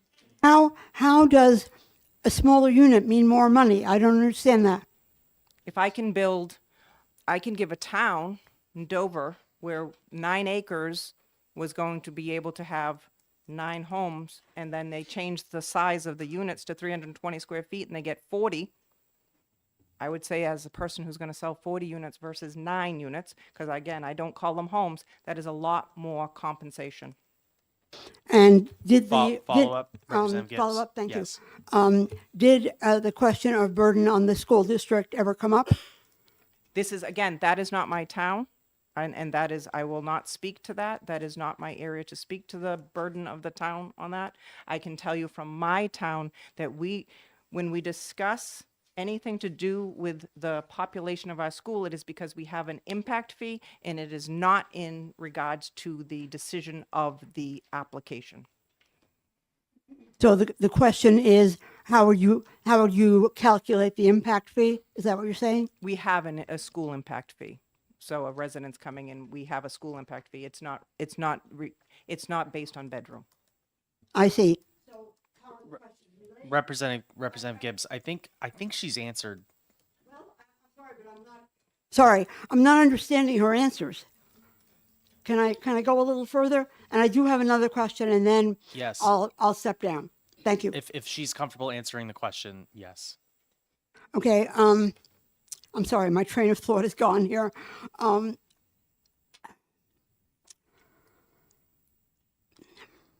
Okay, I'll just go on to the one further question that I had. Is there anything in this proposed bill that would prevent the town from considering water and sewer or septic capacity, which it obviously is necessary to do? I think that question has been asked by numerous people who have sat before me. Yes, I think that the language in here is going to open towns to legal situations, and we have been and are in many where language such as uniformly, regardless of whether the development includes one or more bedrooms, where the language will be used for a town to defend itself for its decision. And in the cases that we have had before us, it has been used against our town. Language is very important, and I find that the words in these bills that we at the local level now are defending ourselves should be very cautiously reviewed. Right. Seeing no other questions, thank you. Thank you. Don Merriman. Thank you, Chairman Alexander. Thank you, House Committee, for hearing us on all of these bills. I'm going to continue the crappy conversation. It was low-hanging fruit. So, in an odd turn of events, I am here in New Hampshire for over the last decade because I am a victim of the failed central planning of the state of Maryland, which is where the good senator who wrote these bills hails from as a planner. Now, while we disagree on all of these bills, and I oppose every one of them, we can certainly agree on the O's. So, that being said, we moved here because we voted with our feet. We didn't like what was happening in Maryland and the central planning that was happening and how it was impacting the towns that were not Baltimore City. And so we decided to vote with our feet, and thank God New Hampshire existed. So we came here to the place where the motto is live free or die. And while I keep hearing that there are some towns who have restricted greatly the number of the houses you can put on how many acres, those are few and far between. And if I don't like it, because I live there, more than likely I have voted or I have had the opportunity to vote in that town regarding those regulations. And if I don't like what's happening there, I can again vote with my feet. But if we take, and we also cannot look at what's happening in this room today and say that these are separate bills. These bills as a group are so impactful to each other and to the small towns that exist because we don't have infrastructure. I also am from Raymond. As they've mentioned, we have dealt with sewer and water issues over the last decade. New Hampshire as a whole, I just read an article the other day that 60,000 tons of raw sewage are headed into the Merrimack. We only have major systems in the major cities: Rochester, Concord, Manchester, Portsmouth, Exeter. Those are the only places that we have it. Otherwise, all of the things that we have for wastewater are going into the ground. And New Hampshire is one of the wettest states in the union. There's only so much poop you can put in the ground before it ends up in a place you don't want it to be because we drink that water. So it is impactful. Now, I keep hearing people ask about this bill is only talking about the number of bedrooms. But if we consider that, why is it talking about the number of bedrooms? It was a fantastic question. I will tell you why. It's because if I'm a homeschooler, I only have 2 children. I know that's odd. I am not of the same mindset as many of my friends who homeschool that have 15 children. That's a thing. If you say to someone, my family of 17 people live in a house, all of those 17 people can be in common areas and you won't know that it's 17 people. How you distinguish how many people are in a house is by bedroom because they need places to sleep. Everybody can be in the house together, but when you consider bedrooms, it tells you how many people. which in turn tells you how much poop is going in the ground. That is why the bedroom rule is such an important rule. We have to know the number of bedrooms so we can know how many people will be putting what they're putting into the ground that doesn't have a wastewater system in most cases in New Hampshire. So I would ask you to oppose this bill and all of them because the impact that they will have on taxpayers is extraordinary. You can see that we have a room where the developers keep talking about what they want, and everyone who is not a developer is opposed. It's because we know that when they build, the infrastructure will be impacted. And I'm not talking about schools. For crying out loud, please come to Raymond. We have probably 400 spaces in our high school that we could fill without any impact whatsoever. We would love to have some students. It won't impact us at all. But what will impact us is when the state as a whole says, you must allow this development. But when it comes time for them to come in and say, you've ruined your water, they will not be there to help us create a wastewater treatment plant. They will ghost us. $55 million Manchester just bonded on a $275 million project. Raymond can't afford that. Candia can't afford that. Deerfield can't afford that. I'm not sure how Epping's going to do it. But that's what we're faced with because of these bills. I would ask you to oppose all of them. Allow the local people who are elected be the ones who know their town and can say, yes, we can develop there. No, we shouldn't develop there. That's right on the wellhead for the town. We can't do that. This is in an area where it won't take anymore. Let us be the ones who know our town to be the ones to say what is good and what is not okay. That's my ask. Thank you. I'm gonna ask the room to be in order. We're not doing that. Any questions, Representative Gibbs? Thank you, Mr. Chair, and thank you for coming to testify today. This is a different kind of question from the one that I've asked the previous speakers. I grew up in the country on a farm where the municipality, and it was a 40 square mile municipality, my family's house could not be connected to the municipal sewer lines because between my family's house and the rest of the municipality ran the New Jersey Turnpike, and they could not dig up the New Jersey Turnpike. So there was always a septic system there.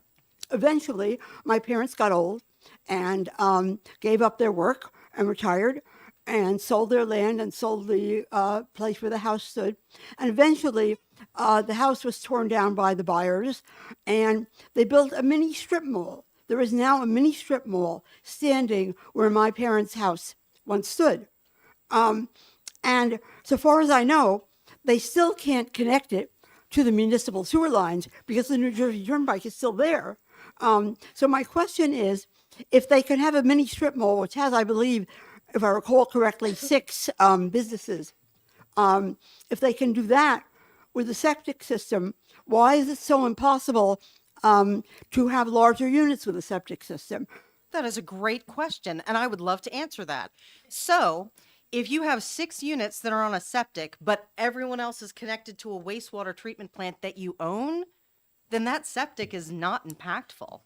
But if you have everyone in New Hampshire on a septic and only a few places that have a wastewater treatment plant, all of that going into the ground at the same time cannot be absorbed.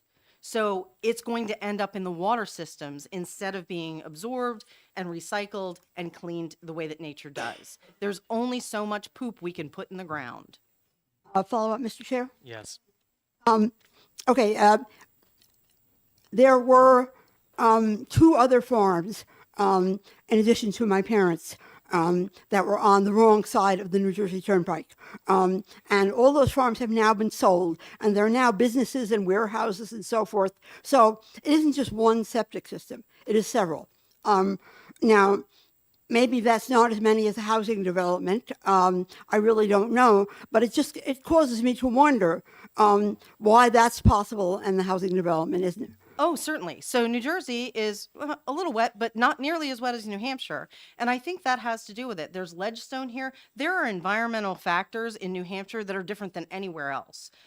New Jersey has also different environmental factors that would or may not allow certain things. That would be something that you would have to deal with on a case-by-case basis. But again, that goes to the local people that are there have the ability to know what's in the area, know what other impacts there are, and be able to handle that appropriately. As a state, it is far too high of a ceiling for them to be managing those areas that they may not be familiar with. For crying out loud, we're talking about assessing no longer being a physical criteria, but more of a, oh, well, these houses sold for this, so we're going to assess everything at that. That's the world that we're going to. And if we look at that long term, it means that the state will eventually get to a point where somebody may not be coming out to see exactly what that is. Now, they might look at Google Earth, but they're not going to come out there necessarily. I think we need to leave it with the local boards. They know their town. They know what it can hold. They want people to live with them. We don't deny development. We're one of those small towns that we talk about. And if this is about a housing crisis, my goodness, none of it's been solved. We have those houses that they've built. Do you know what they're selling them for? $600,000. Do you know why? Because that's what they can get. We are the vacation heaven for Massachusetts. Boston money can come up and buy our houses. It's not the housing crisis. It's none of that. These bills are impactful to us as a whole. Leave this with the local zoning boards because they know what the town can handle. Okay, no other questions. Thank you. Thank you. Therese Starch.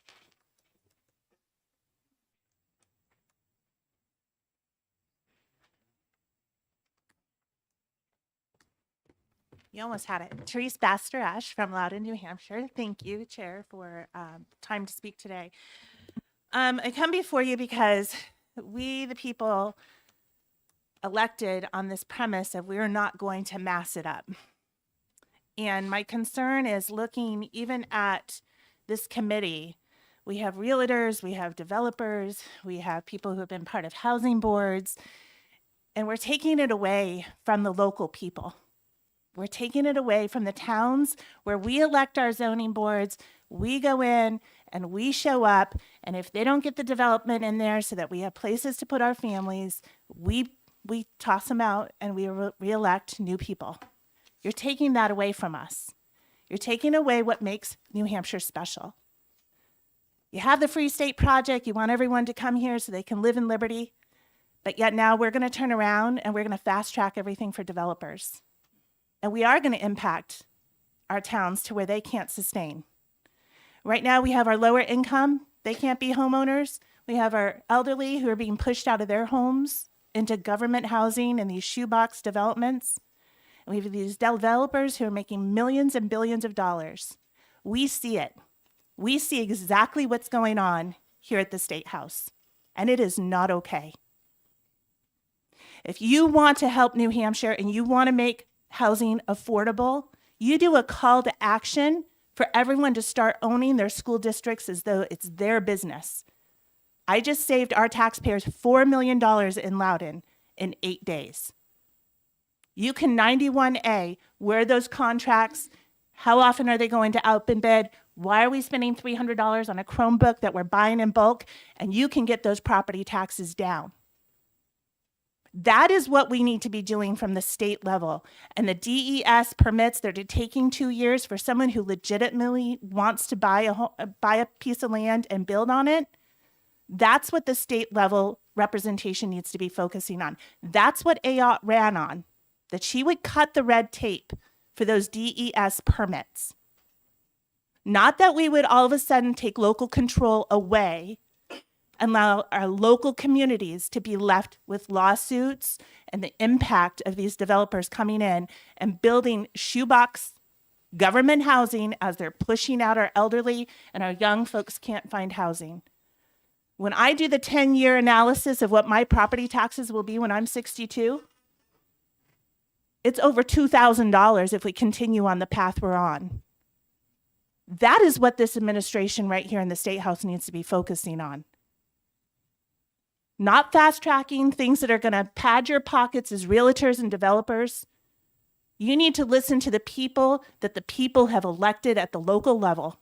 And you need to get your hands out of our pockets and out of our developments. And you need to let us figure out what to do with our land. That is free. That is freedom. That is liberty. And that's what you all presented yourself to be. And if you're going to mass it up, I'm telling you, the grassroots is not having it. We are not having it. Any questions? Representative Gibbs. Thank you, Mr. Chair, and thank you for coming to testify today.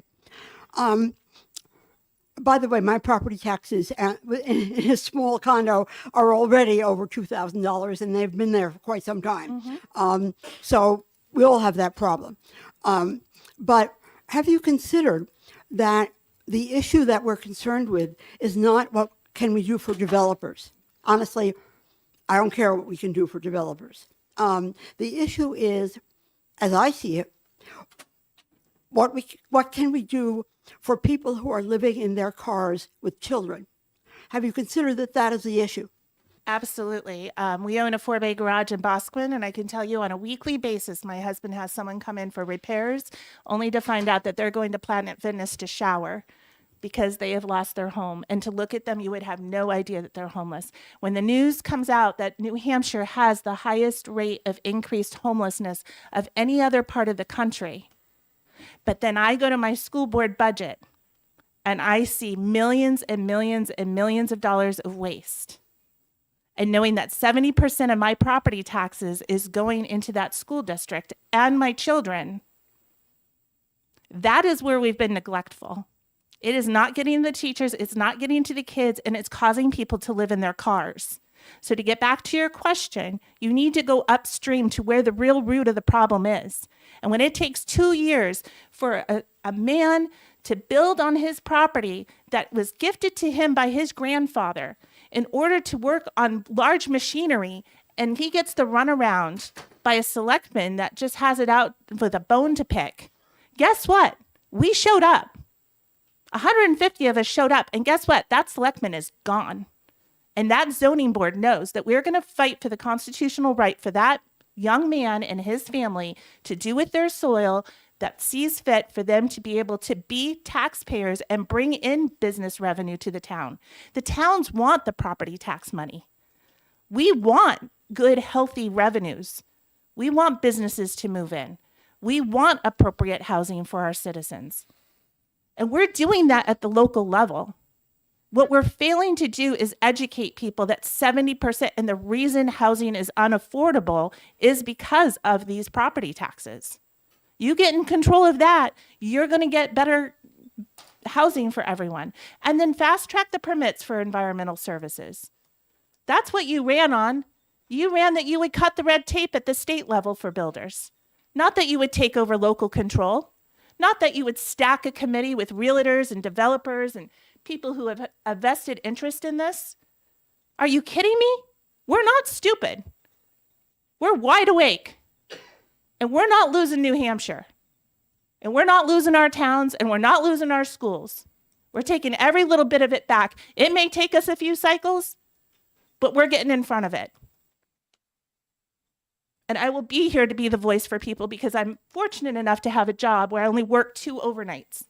But I will come in here tired after pronouncing people dead all night long to fight for my children, to fight for you, and fight for the people that are living in their cars.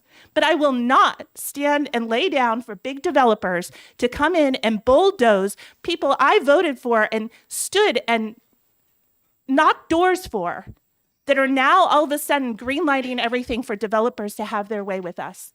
It's not just this piece of legislation, it's all the pieces that you'll see. We are wide awake to what's happening, and I will be a voice to make sure everyone else understands it too. We need your help, but we need your help to get in control of these school board budgets where there's just a blank check going off to school union leaders and everything else, Chromebooks, runaway trains, no RFPs, no budget. the answer is Thank not you.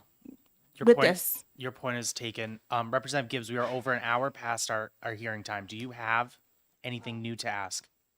I do, and it will be quick. Thank you. Okay. I told you I don't care about developers. That's not my brief.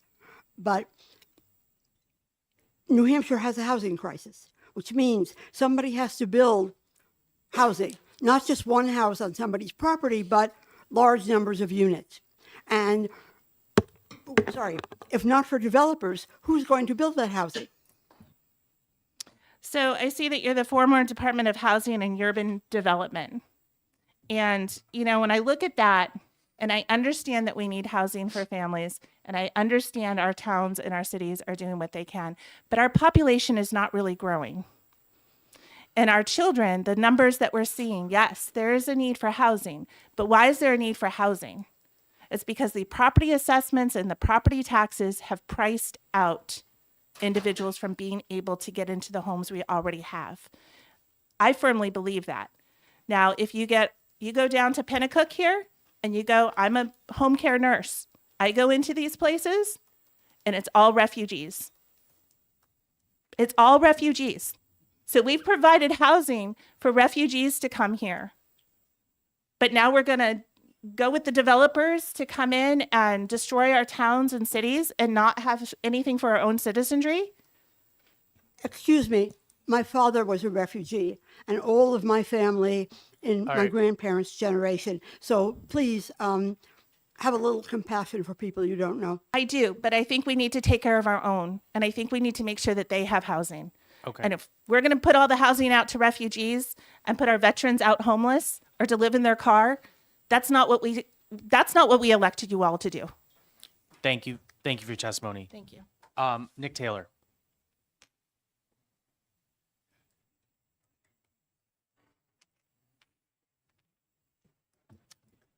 Thank you, Mr. Chairman, members of the committee. I will be brief as I know we are over time. Nick Taylor, Director of Housing Action.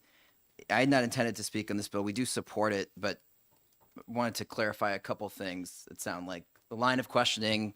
The committee may be on track here, but we have a very different view of what this bill does than what some of the previous speakers have talked about. On the bedroom piece, this is really trying to get back to health and safety rationales for zoning. So if there's water or sewer, septic concerns or capacity concerns, that is not bedrooms. That is the deciding factor is the capacity concern, not the number of bedrooms. Same thing goes for the workforce housing piece. If the goal is to build workforce housing, that is the deciding factor, not the bedrooms. The bedrooms are a byproduct of that. The same thing goes sort of across the board. And so we have seen this conversation within the legislature trying to get back to sort of findings of fact, things that are based in the health and safety of these decisions rather than using other proxies to make that decision. We saw this a couple years ago when the legislature aligned the workforce housing and senior housing density bonuses because a number of communities were saying, we'll give you all sorts of bonuses for senior housing, not as much for workforce housing. And so these are conversations that are out there. I also think it's important to recognize that, bedrooms aren't a perfect proxy either. I think many folks have either been walking through a home with a realtor or looking at an apartment. It's a 2-bedroom apartment, but there's also a den or a bonus room over here with a closet.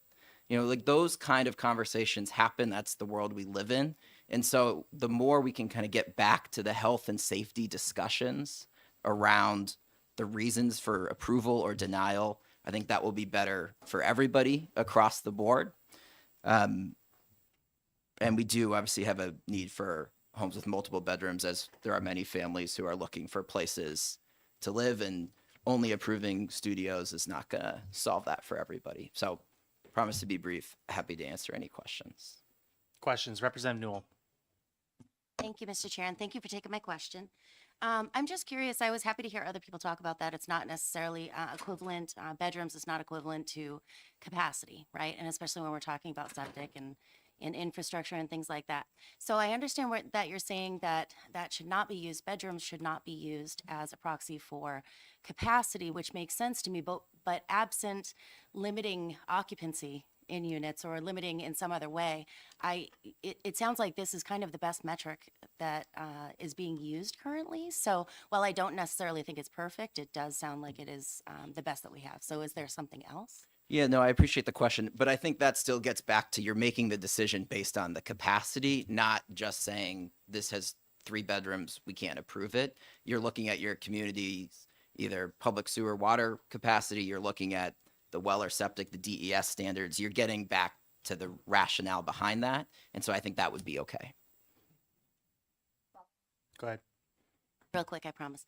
But what I'm asking is how do you determine that, if not bedrooms? It seems to me like bedrooms, while it's imperfect, is the metric that's used. So how do you determine that? What else how do you say how much you're going to use the septic system? Or I appreciate the question, Representative, and thank you. And I think to me, like, that is not what this bill is getting at. That you're saying we do not have capacity for 6 people to live in this home, and now you're making the decision based on capacity, which could include discussion of bedrooms, but it's not the sole decider, right? And so, like, I think that's where the line is drawn, is what is the deciding factor? And if the deciding factor is capacity, then sure, you can consider this total square footage, the amount of homes, the bedrooms, all of that, but you're not just making that decision solely based on bedrooms. Thank you. Appreciate it. All right, seeing no other questions. Thank you. Is there anyone else here to testify on SB 174? Seeing none, I'm going to close that public hearing on 174. For the public, I'm going to open up the hearing on Senate Bill 281, which is the bill after this bill that I'm about to open up, and I'm going to recess the hearing on SB 281 till April 15th at 1:00 p.m. With that, I'm going to recess the hearing on SB 281, and I'm going to open up the public hearing on SB 188, and I'll recognize the prime sponsor, Senator Murphy. Welcome back. Mr. Chairman, may I just have one moment to? Totally. Thank you.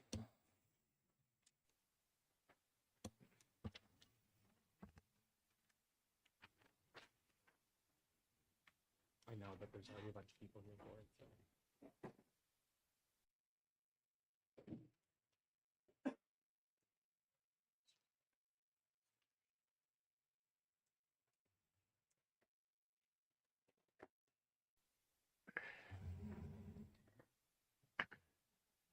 I'm going to avoid yelling into the microphone. Mr. Chairman, my name is Keith Murphy. I'm the senator for District 16, here to testify in open hearing on Senate Bill 188. Everybody here knows we have a housing crisis in the state. Throw some facts and figures at you. 25 years ago, the median housing price in this state was $198,000. Adjusted for inflation, that would be about $245,000 today. The median housing price is now $540,000. The price in the last 5 years has jumped 90% in Sullivan County in 5 years. Grafton, 77%. Merrimack, 70%. So how are we going to fix that crisis? And it is a crisis. How are we going to fix it? Prices are set by supply and demand. We must increase the supply of housing by any means possible. Time is money. And finally, developers, like any other business, must pass cost on to the end purchaser. So everything that we do as a state and as the towns in the state, everything we do that makes building more expensive is ultimately paid for by the end occupant. If you want to lower housing costs, the cost to purchase, the cost to rent, we have to make it easier and more cost-effective to build new housing. In short, we've got to get out of the way. This bill would have New Hampshire become the 5th state to allow independent permitting and inspections. This is based on model language. Has been law in Florida since 2002. Texas and Tennessee have passed this language. North Carolina just did it this session. So this is becoming more and more common.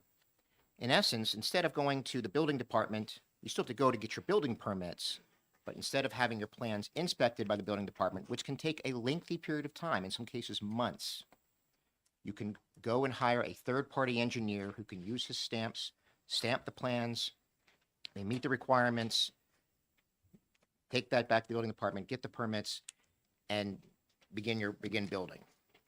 You can then hire third-party inspectors to inspect the work as it happens. You don't need to wait for the local building department. You can hire the third-party inspectors who, again, use their stamps, their certifications, and allow work to proceed. This is going to cost more for the developer, but time is money, and it will happen immediately. Third parties will be able to respond faster than your local building inspectors. A lot of building inspectors say their office is overwhelmed. It takes months to review plans. This happens so much faster. It's important to note that some towns already do this in certain ways. Bedford, for example, where I built a restaurant. I run restaurants, if you didn't know. I built a restaurant from scratch 7 years ago, and we had to hire a third-party inspector to come out and look at all our erosion control and our drainage designs. So this already happens in some towns. All this does is kind of open it up statewide, and if that, I'm happy to take any questions. Questions for Senator Murphy, Representative Thaxton, then Representative Aaron. Senator, thank you for your time. So I live in Troy. And in 2018, the town of Troy voted to not allow the selectmen to hire a building inspector. Live free or die. And as a consequence, but we were allowed to contract for individuals and independent engineers. And so my question is, and so our process has been, as a selectman, to, if you want to build a restaurant in Troy or a house or whatever you're doing, to put the burden of responsibilities on you as the builder. And we allow you to hire an engineer or inspector or third party of some level of competence. So that's permissible under the current law in New Hampshire. So my question is not, it isn't that I think this is a bad idea, because my town does it quite successfully. And I guess I hear you that some of the bigger cities and towns might not be used to this. But do we really need the legislation? Because you can already do this. So is this going from a you may to a you must? Or that's my question. Thank you for the question. By the way, I was in Troy maybe 10 days ago. Really enjoy your town. It's a beautiful area. And I congratulate people of Troy for hitting upon a solution before it was necessarily made law. We're moving towards a one code system statewide.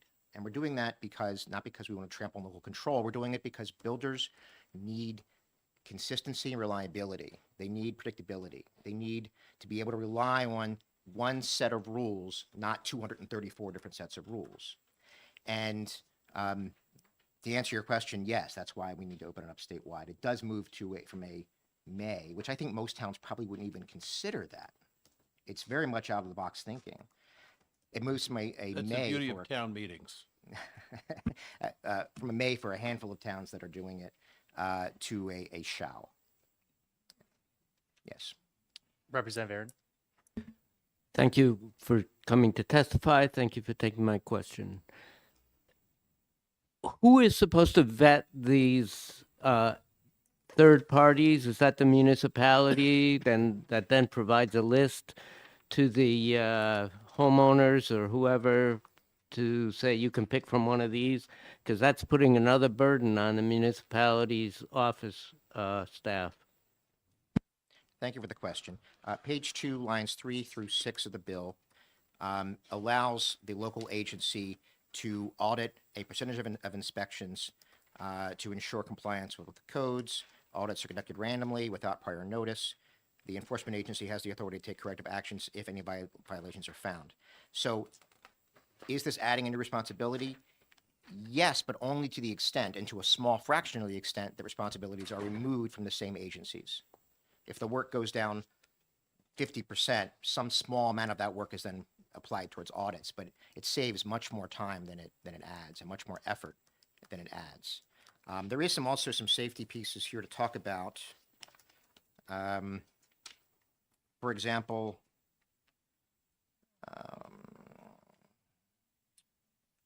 let's see.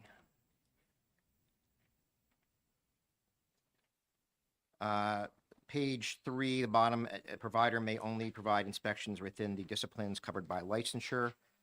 And then section on audits on page 4, lines 5 through 8.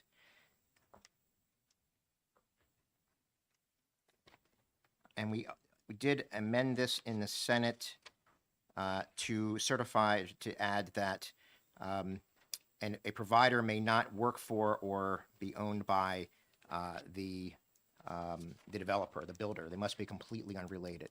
So there's a certain degree of safety there. No one's beholden to anyone else. Any other questions? Seeing none, thank you. Thank you, Mr. Chairman. Bill Sherman.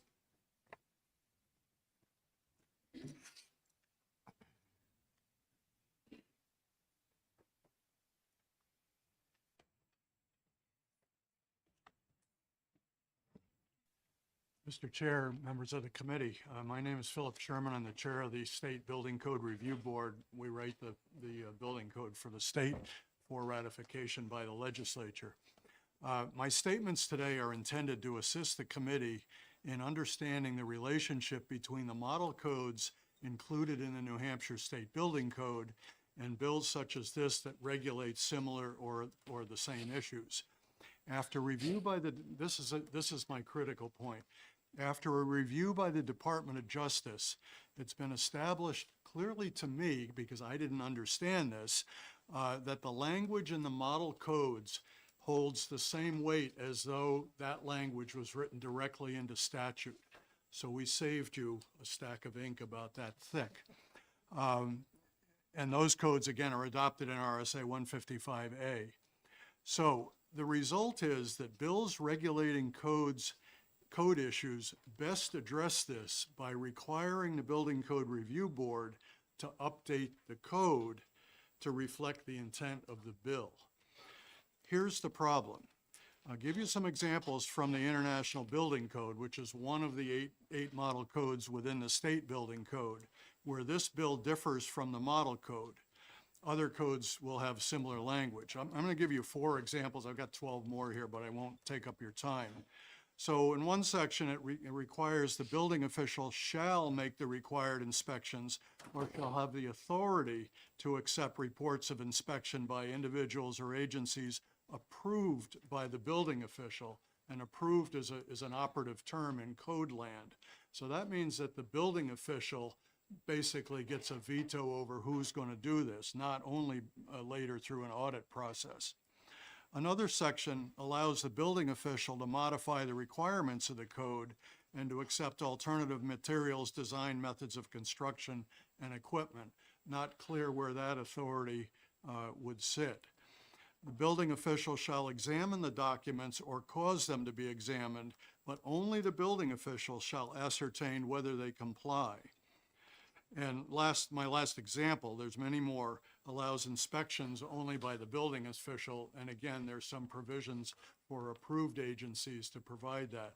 So not to say that this can't be sewn together, but to try and do it from the outside without modifying the code leaves us with a conundrum, because the code still stands.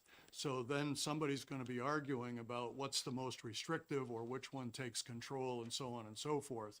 And in our process, typically, we would write amendments and then go into the legislature for ratification, and that would essentially take the better part of a year to get that out on the street. So somehow or another, better that the intent of this, even if it's line by line, be put in front of the eyes that can sew these amendments together. Have us write the amendment, and then your bill simply ratify that amendment quicker than it would normally be ratified. That's my suggestion anyway. Happy to take any questions. Questions for Mr. Sherman? Representative Cole.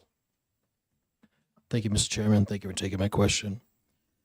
Under the International Building Code, Section 1703, The very first thing it says is an approved agent shall be objective, competent, and independent of the contractor. Can you talk about that? Well, again, so the code process assumes that, well, it requires that there be a building inspector, building official, same as a statute does in New Hampshire. And then everything kind of flows out of that. So the building official's the hub of the wheel on the whole thing, and they just sort of assume that that's how it's working.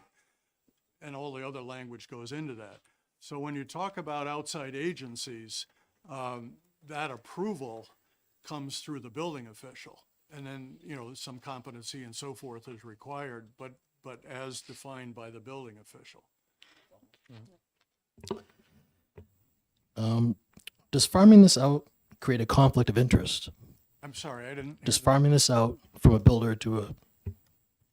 No, as someone said, there's a robust amount of projects that are sent to third parties more for plan review than for inspections. And there is a difference there. That's been done many times. I've done some of them myself in my professional career. So that's not the problem. It's available today. Typically, an owner or developer and owner would come to the building official and say, I want to use somebody, and then the building official would approve that. No muss, no fuss. It's been well established. So, Representative Page and then Representative Gibbs. Thank you. This is sort of a follow-up on that conflict of interest question. So I understand what you're saying about the current code or current law. Under this bill, though, is that that approval still required by the building official? That's not my reading of it. I believe that the way the bill is written, a developer would come into a building official and simply say, I've hired Phil Sherman to do my review, and the building official would have nothing to say about that. So do you still see no conflict of interest there when the developer is making that selection and approval? I think that, I'm not sure it's a conflict of interest, right? If you're prohibiting someone who's already working or part of the development team or the building team, that makes a lot of sense. But after that, it's simply who's approving that person. And I'll be open with you. I'm a professional engineer. There are engineers, there are architects that are very competent in this stuff. There are others that this is not their main focus. But there's also a body of, say, retired building inspectors who may be very well qualified to do this stuff. They have no license, no certification, no control, no anything. Representative Gibbs. Thank you, Mr. Chair, and thank you for coming in today to testify. You mentioned that there are a number of model building codes that can have the weight of statute. So is it one model building code that is read into the New Hampshire statute, or does the New Hampshire statute allow for essentially considering a range of model building codes? It all comes down to what a word means, doesn't it? So there is one New Hampshire state building code that consists of 8 different model codes. The International Building Code you could think of as the primary code. The residential code handles 1 and 2 family dwellings and most townhouses. There's a plumbing code, a mechanical code, electric code, and so forth. So all of those 8 codes with some New Hampshire amendments create the state building code. Essentially, you use the code that applies to the situation? Sure. Yeah. Right. All right. Other questions? Seeing none, thank you. Thank you. Scott Temmie.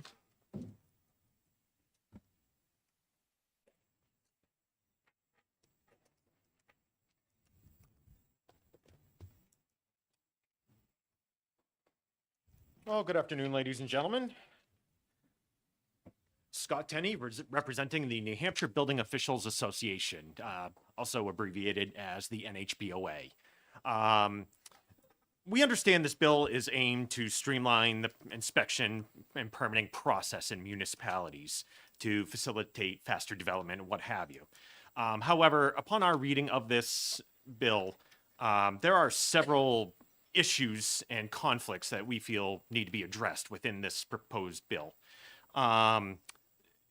In order for it to be effectively implemented and without unnecessary burdens on a municipality.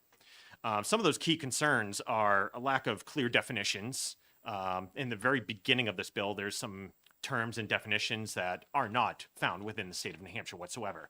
As the senator had mentioned in his opening statements, this was modeled after other states, primarily the state of Florida, which has a much stricter code and permitting process. They also have licensing for contractors and whatnot. The state of New Hampshire does not. It's unclear the processes for these third-party independent providers. There's some conflicts in that regard. There's also some unrealistic timeframes, in our opinion, and some overall better need for additional language for intermunicipal departments, such as the planning and zoning departments, the building department, the public works department, and other facilities within a individual municipality that this bill would have an effect on. Beyond that, pursuant to RSA 676-13 Roman 3, the building official in a municipality is already required to either approve or deny a building permit within 30 days for residential construction, 60 days for commercial construction. So the understanding that it could take months could also relate to waiting on subsequent approvals from planning and zoning or site plan conditions or whatever that are needed prior to a building official being even allowed to approve or deny a permit. Some of the other concerns, this bill, in our opinion, creates a financial impact and implicates municipalities. Yes, allowing third-party inspectors to review a plan would take some time off of a building official's plate. However, the audit process that this bill includes will create a substantial amount of time for that building official to have to obtain those audits, review them for code compliance, and verification of all of the plans. In most municipalities, a building official also serves as a code enforcement officer who is in charge of verification of site plan approvals and development approvals as well, coming from the planning and zoning side of a municipality. There's one of the other cost implications that we are concerned with is this bill allows the third-party inspectors access to the governmental records. Not only could that create some issues with private information being released that should not, there are municipalities that use software for their permitting processes. Well, depending on the software, that municipality may end up having to buy additional software licenses to allow umpteen third-party inspectors access to it to review these development files and what have you. There's also some lack of regulatory oversight and licensing on these third-party inspectors. What licensing do they have? In the bill, it talks about they're only allowed to inspect in what their license allows them to. Well, there's no framework for a license for this.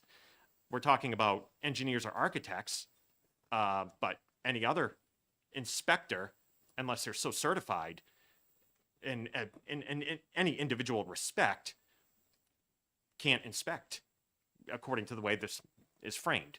So with that being said, as I mentioned, we understand this bill, and we are more than happy to work with the committee on subsequent amendments to make this bill a lot more effective so we don't create those conflicts of interest that the Building Code Review Board Chair had just previously spoke about.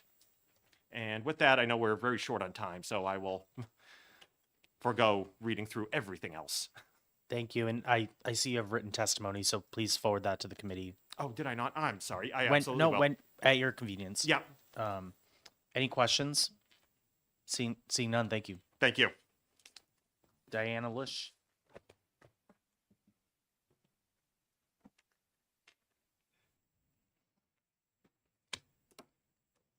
Good afternoon. Diana Lush from Raymond. Have my notes. I don't want to repeat because I know we're short on time. I know that there is a provision in here that the independent provider must have limited liability coverage, and there are amounts based on parameters, but what it doesn't say is, unless I missed it, it's a wordy statute. How long after the building is erected and people are in it, if something is found, how long is that independent inspector liable and the recourse to have the situation rectified using their funds, their insurance, and not put on the residents of that building?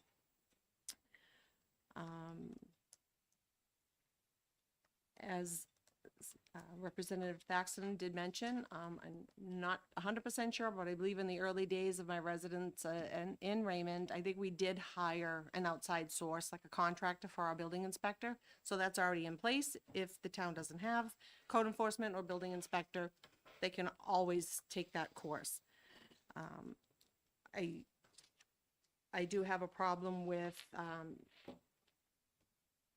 you have a licensed engineer or an architect, and again, I think the previous speaker said it much better. They probably don't have the requirements that a code enforcement or building inspector would have to really properly inspect all the things that must be inspected for the health and safety of everybody around that, and people who ultimately would be living in that structure.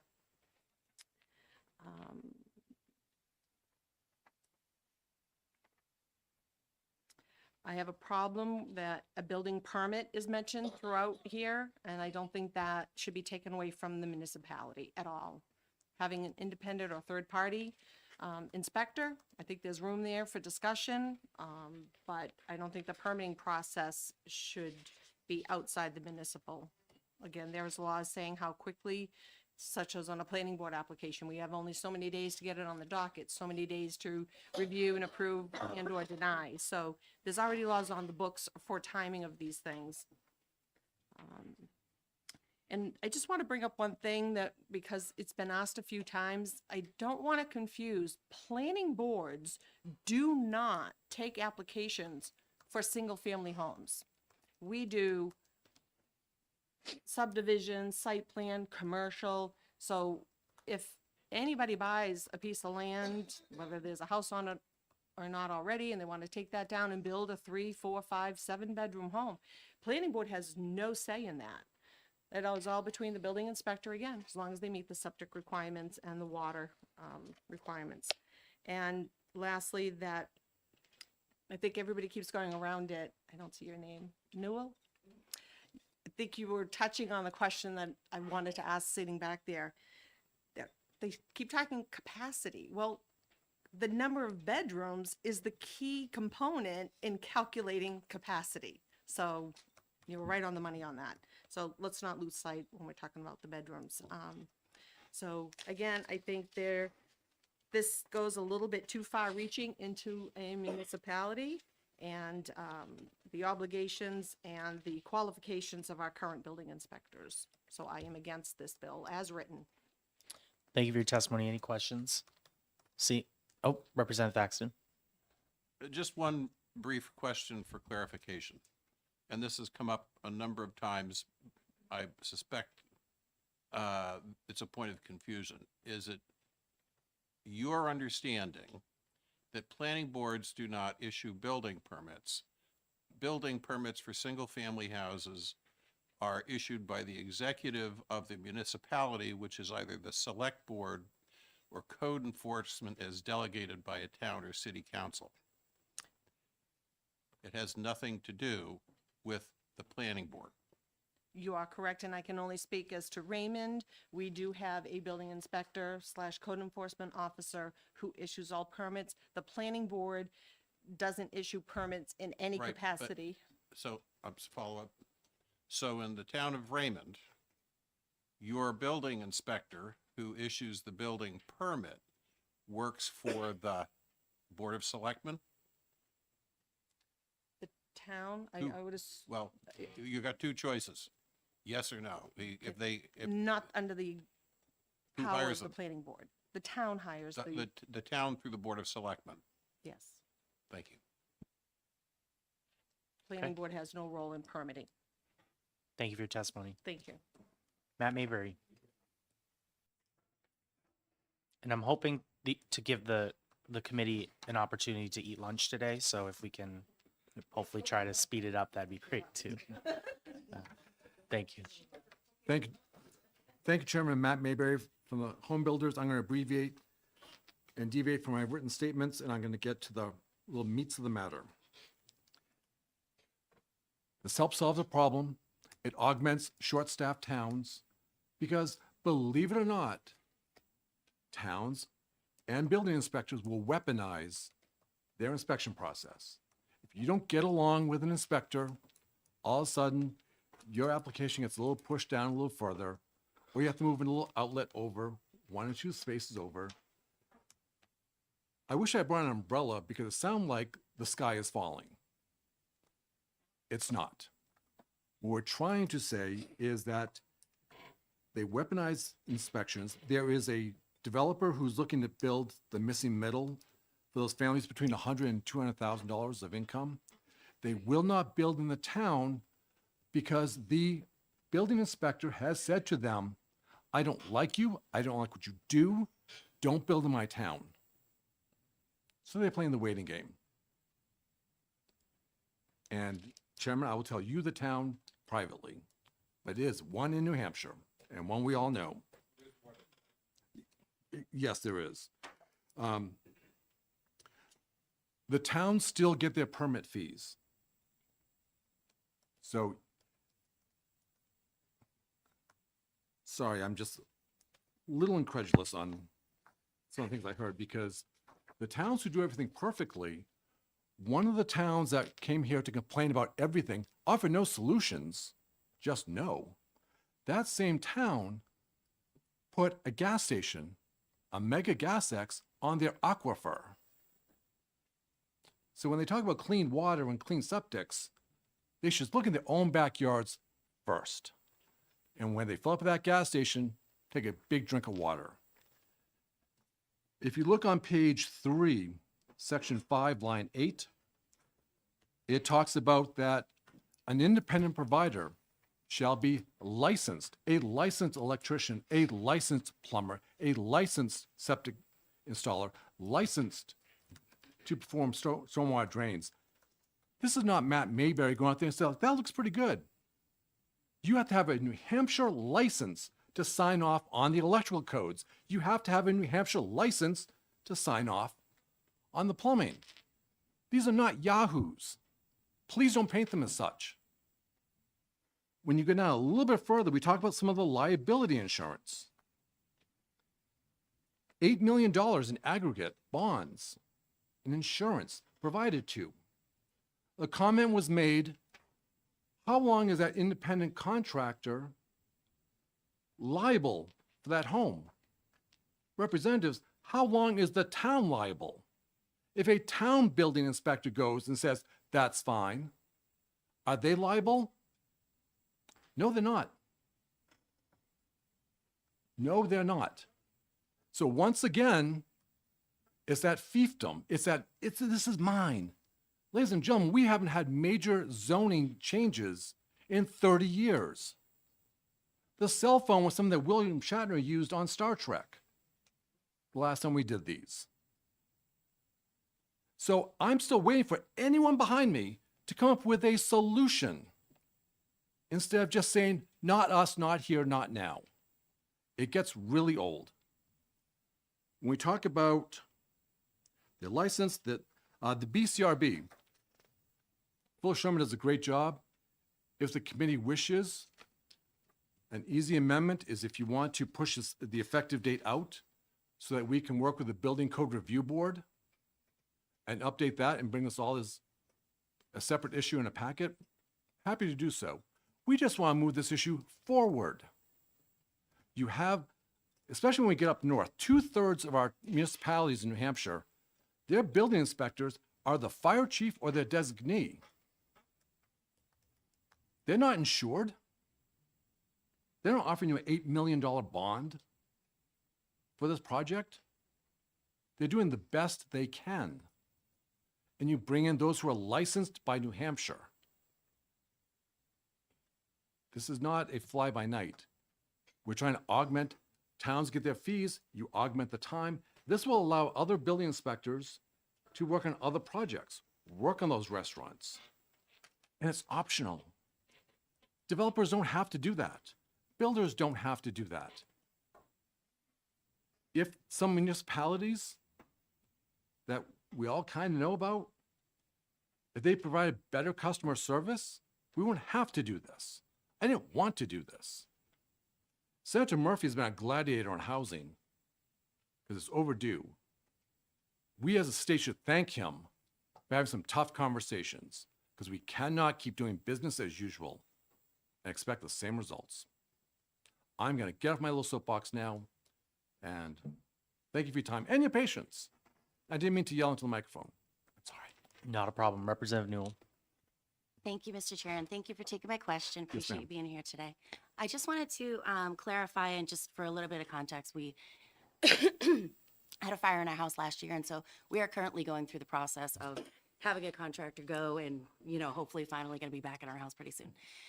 So for example, the plumber came. That was one of the first things that needed to happen. The plumber came.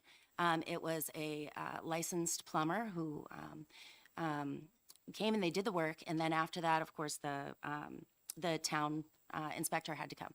But when you're talking about licensure, and we don't necessarily have licensure as far as, or from what I've heard, we don't have licensure as far as inspectors go. Not yet. Independent inspectors. What you're saying is that supplementary to that would be that the plumber, for example, is licensed and they would know the codes and they would be able to. So could that, within the structure, could that be the same person, like the plumber who came to my house and did the work on my house? Would he be inspecting his own work? No, ma'am. And I won't try to find it. It has to be arm's length. It has to be away from the builder, from the developer, from the homeowner. It can't be your cousin. It has to be, because when they sign off as a third-party independent on your plumbing, they're putting their, and I can find that one, certificate of insurance. They talk about their license number. And their certification number. So a third party would come into your home, inspect it, and they put their license number on there. They're putting their livelihood on the line for your inspection. They're probably gonna be a little harder, actually, than anyone else, because it's their livelihood on the line when they sign that line. Thank you. I apologize if I didn't see it in the language. Oh, no. It's a Redundant lot of words in What here. this public hearing's for, so it's all right. Other questions? Seeing none, thank you, Mr. Mayberry. Thank you, Chairman. Thank you, committee. Patricia Brigio.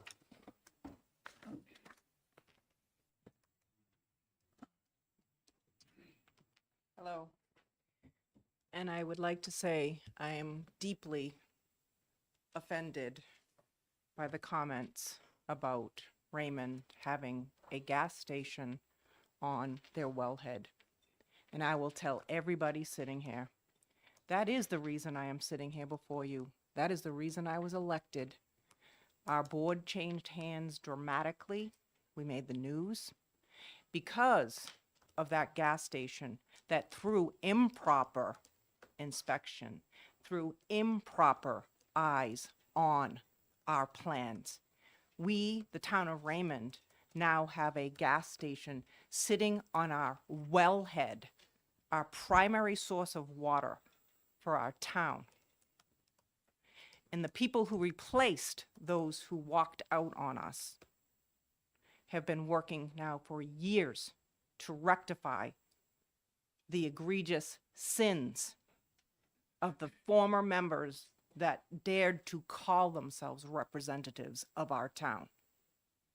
So we're sitting here today, and you will keep hearing from us, because we're doing exactly what we've been doing for years. We are here to protect our town. And to say that we are doing anything other than that, no, that is why we are here. So according to the bill, to have people say the fox in the hen house, I changed the expression. We're going to put wolves in our nurseries because we have seen through experience, we have seen through our drawings, we have seen the mistakes where they weren't caught by licensed officials, people who were looking at the drawings who did not meet the criteria. And I think that people in every town should be wary because I read thousands of pages of documents before I go into my planning board meetings, thousands. And I haven't had one application that hasn't had more mistakes than I could sit here all day and read to you. And this is from licensed people presenting their data to officials to check. And they didn't find it, check it, see it. That's everything from the deeds to licensed engineers drawing mistakes. Simple things such as knowing the placement of a building, the distance between two buildings, knowing that you needed 30 feet to put a fire engine for safety to go around the building. If we think for a minute that developers aren't capitalists and they're going to sell for the highest value, I think we should all believe in unicorns and Santa Claus, because that's what I keep hearing behind me, that we let them build. They're going to build it for market value. They're going to, and again, please be careful. They keep changing the words. Workforce housing, low income and affordable. They're not interchangeable words. They have legal ramifications. They also want me to believe that by reducing any oversight to them, that they're going to all of a sudden decide to lower the value of their home. And anybody sitting there is going to say, if I can sell a house for $400,000 or $600,000, that they're going to turn around and drop that price down. It's not going to happen. How's it going to happen? They're going to need an abatement, a tax incentive, or a voucher on the other end, because that's the only way they are going to reduce their capitalist money to make money on their development side. There's 234 town cities in New Hampshire. We started out originally, Rockingham Planning Commission, saying that we needed 20,000 affordable workforce, because they use the term interchangeably. That would have been 85 homes per town. Everybody would have had to, they want solutions. We would have had to sit down and go to every town and city and say, you need 85 homes. Homes, not units, homes. They brought the number up to 90,000. We would have to sit down, every town, you need 384 homes to make this crisis go away. This week it's 150,000, okay? We'll put on our pants again. We'll put on our suspenders. That's 641 homes, everybody, in your town. I think that the towns are more able to sit down and look at the geographical area to say, how can we all work together? Maybe another town has to take more. But I think that by saying we're on fire and that we're not working at it, we are. And our town at the local level has been looking at trying to help it in the manner that helps people in our town keep their number one asset for most people is their home. And they don't want it devalued. Thank you. Questions? Seeing none, thank you very much. Thank you. Kara Clements.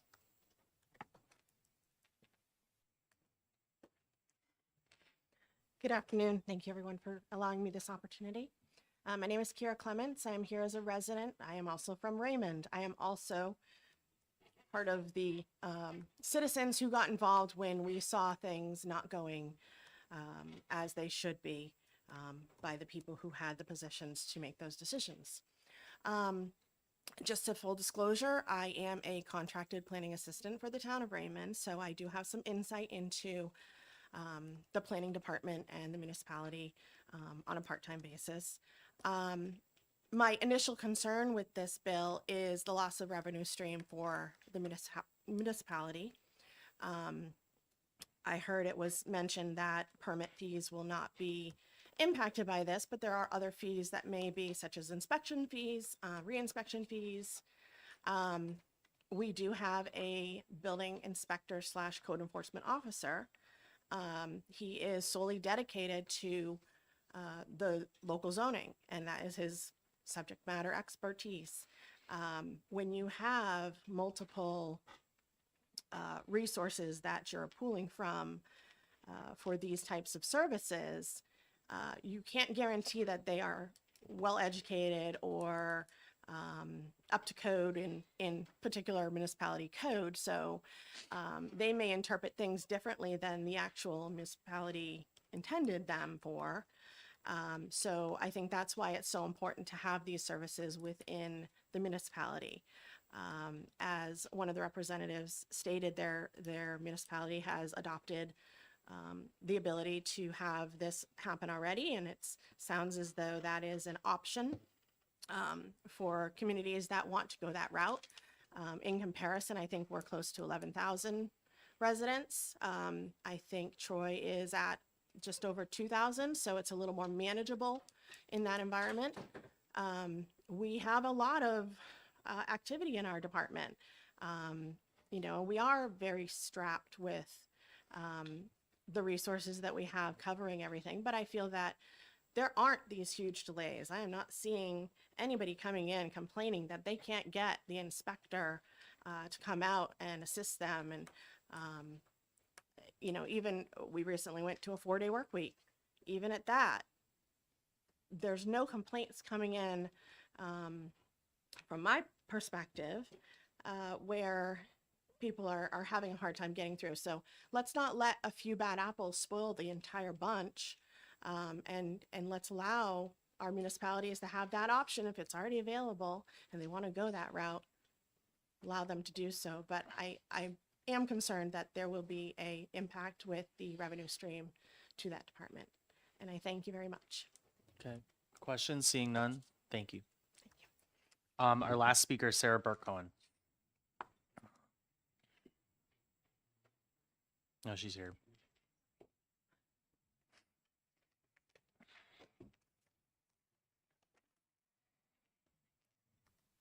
Good afternoon. I will try to be short so I don't keep you all from lunch. My name is Sarah Burke Cohen. I represent the New Hampshire Municipal Association. Before I start going in depth on my testimony on SB 188, I think it was brought up that the Zoning Act hasn't been reviewed in 30 years. I think what's interesting right now is we're putting the cart a bit before the horse. There is a study commission that has recently passed both this body and the other to study the Zoning Act. It seems to me that we are putting the cart before the horse in that we are making all of these changes before actually studying the Zoning Act that has not been looked at for 30 years. I wanted to start with that. So NHMA opposes SB 188. I will try not to reiterate the testimony that has already been given in opposition to this. I think that it has, the testimony before me has laid out the defects in SB 188. And I think that part of the issue with this bill is that when it was drafted, that stakeholders such as the New Hampshire Building Officials Association weren't talked to about it. Possibly when it was drafted, if they had been consulted or had been discussed with them, some of the defects may have been able to be cured before it came before you. So the way SB 188 is laid out right now, it will make it unworkable for municipalities to implement. Okay, these defects will not just be for municipalities, but it will also affect the property owners and the builders. SB 188, as it's written, will undermine building safety. It will create confusion relative to final authority and code interpretation. It will provide no regulatory oversight for third-party providers. Architects and engineers don't necessarily have schooling in building code inspection. That can be problematic if they're going to be asked to be doing building code inspections.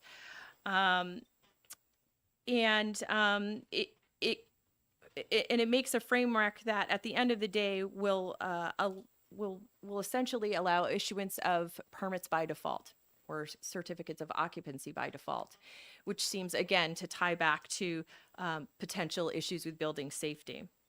I think the other thing to reiterate is that third parties can already be hired under the statutory scheme we have now. So having this bill that allows third parties to be hired to do building inspections seems a little bit duplicative. With all of that said, as I said, NHMA opposes SB 188. Do I think, the building inspectors have talked about the defects in it? I know they've given you testimony to outline. I think they had about 21 issues that they had with SB 188 as written. I'm sure, they would be willing to talk with you further outside of this, but NHMA opposes this bill. Questions? Questions? Representative Bolio. Thank you, Mr. Chairman, and thank you for taking my question. I guess my question is, you started your testimony talking about the potential hazards with this bill as NHMA sees it, about how this could possibly be a threat to safety or building standards or what have you. But then at the same time, you also mentioned that, allowing third-party inspection is something that's already allowed. So is NHMA opposed to allowing third-party inspections? Under this framework, SB 188 currently under this framework is problematic.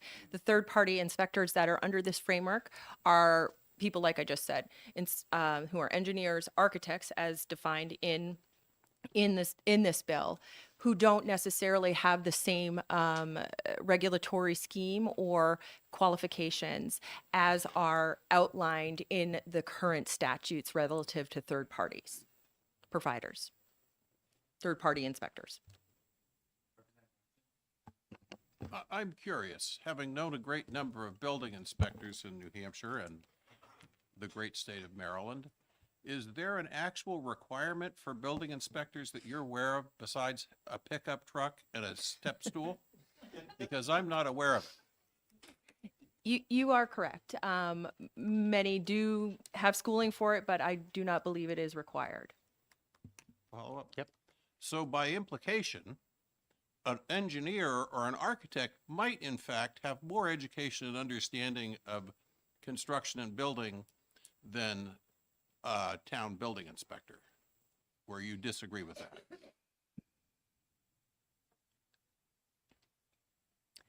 I think that there is a difference between being educated relative to engineering and architecture with regards to construction and being educated and knowledgeable about the building code. Well, I'm glad you mentioned the zoning commission, and I look forward to NHMA supporting the recommendations from that commission when it comes out. So We would certainly have to review those recommendations when they come out to determine you. whether we support them or not, Representative. appreciate it. All right, no other questions. Thank you. Is there anyone else here to testify on SB 188? Seeing none, I'm going to close the public hearing on SB 188. I was a little overambitious today. I scheduled 9 bills. I do not want the committee to feel like we're on a forced march or something like that. So I'm going to be here at 1 o'clock.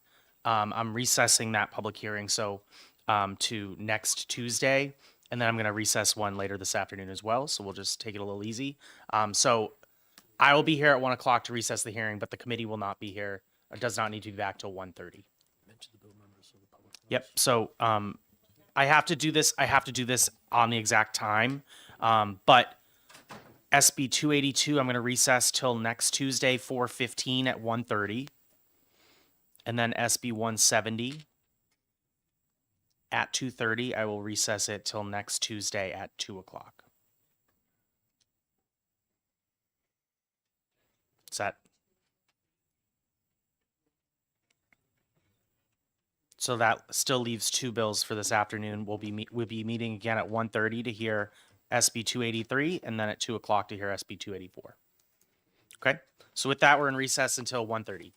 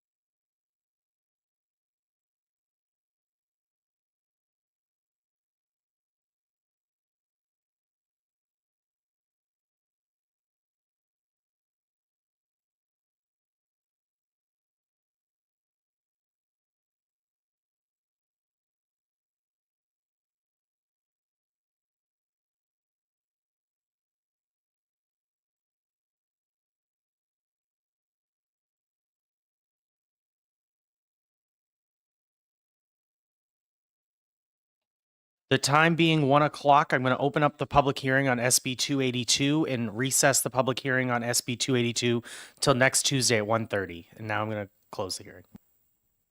Well, I recessed it.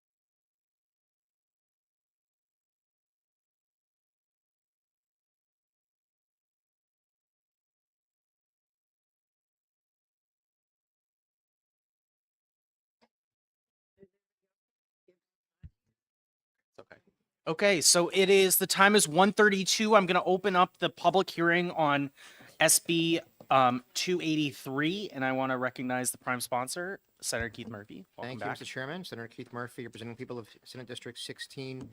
We're going to go back to something a little less controversial, I hope. Very few communities in New Hampshire have a Florida area ratio ordinance. Generally, it's Nashua, Portsmouth, Manchester, Concord. And what Florida area ratio is basically a way of ensuring that the mass of a building fits, along with the height, fits with the lot. And all this bill does is standardize the calculation statewide so that the Florida area ratio calculation excludes below-grade areas. That's on lines 12 and 13 of the bill. It clarifies below grade could be used for utilities, mechanical, parking, storage, without impacting Florida area ratios. Currently, some towns and cities calculate it, including below grade, and some municipalities exclude it. This simply makes it the same throughout the state. And that is a very simple, straightforward bill. I hope I don't have any opposition. Are there? All right. I'm glad we're having fun. Are there any questions for Senator Murphy? Seeing none. Oh, Representative Aaron. When you mean below grade, if you have like a playroom, billiard room, or whatever in your basement, that's still not included in this calculation? Well, thank you for the question, Representative. It wouldn't, but to be fair, the Florida area ratios are generally assigned not to individual housing units. It's things like apartment buildings or office structures and such. Thank you. All right. Seeing none. Thank you, Senator.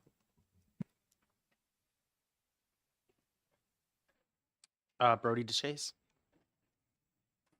Thank you, Sherry.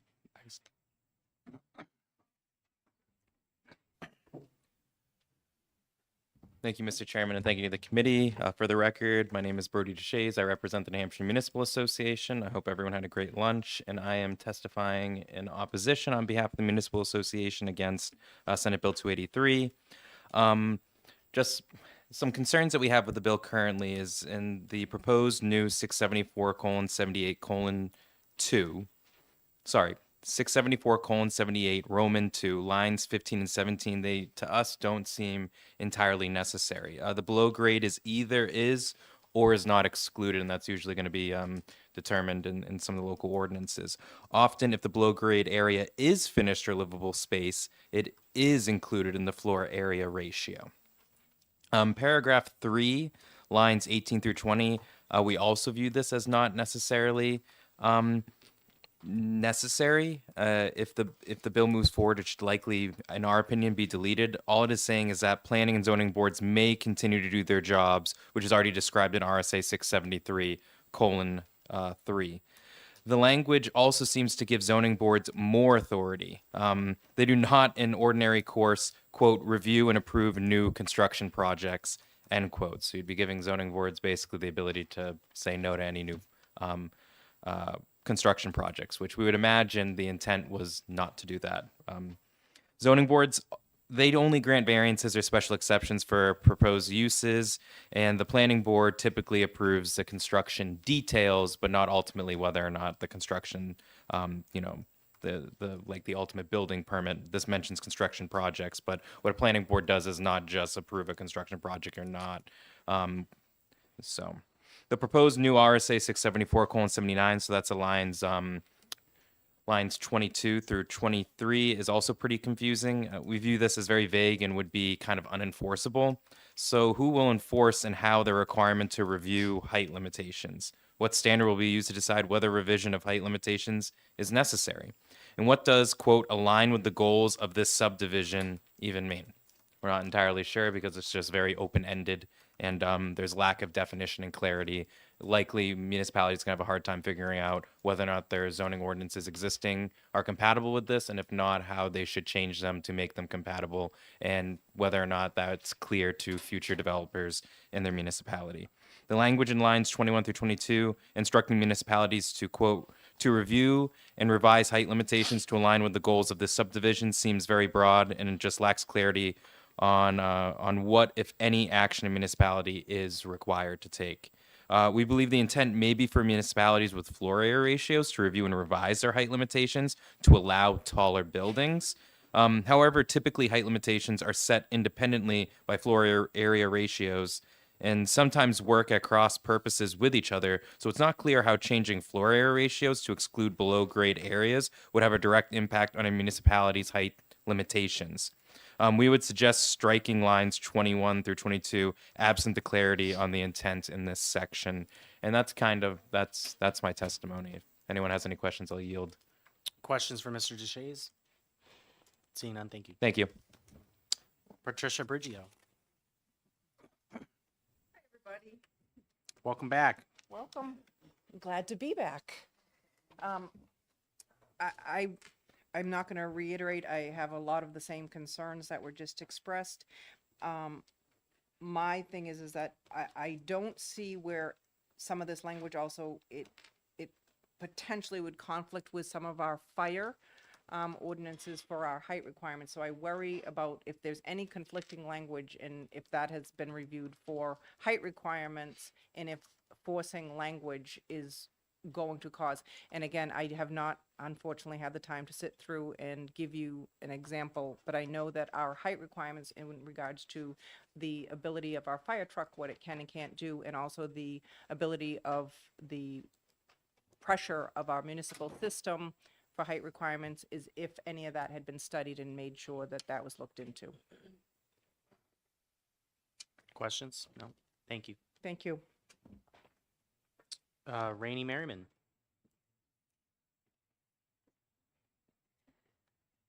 Welcome back. Chairman Alexander, thank you so much. Thank you, Housing Committee. My concerns are the same that they have expressed, but also I just want to express that Raymond is the example of local boards working the way that they should. We had situations in town that were previously alluded to by a gentleman that was here earlier. He may just be bitter. We'll leave it at that. Either way, we had situations in town that were not being handled well. And our citizens came together and we completely upended the municipality and reseated new people who had the will of the people in their minds. That is the beauty of the country that we live in. And so in looking at these, we have just gotten to a point where we have a zoning committee that is going to come in and look at all of this as a whole. There are so many butterfly wings in these bills that I can't even begin to think of the challenges that we don't even know we're going to face because of the conflicts in these. And I think it's too much too soon. Everything that's happened at the federal level, everything that's going to be impacted at the state level, and now to annihilate the local boards before you even give them a chance to breathe, I think is the wrong decision. I'm asking for a no vote on all of these, for them to be tabled. Maybe one day, maybe after the zoning committee can get in there and understand the impact of all of them together, then we can slowly redo all of these. But I think that we are going to end up in more litigation in our towns with developers than we can even bear the load of. That is my fear, and I'm asking you to protect the taxpayers. Thank you. Is there, any questions? I'm sorry, I zoned out there. too. Sorry. All right, seeing none, thank you. Is there anyone else here that's wished to testify on SB 283? Seeing none, I'm going to close that public hearing. We're in recess for 19 minutes.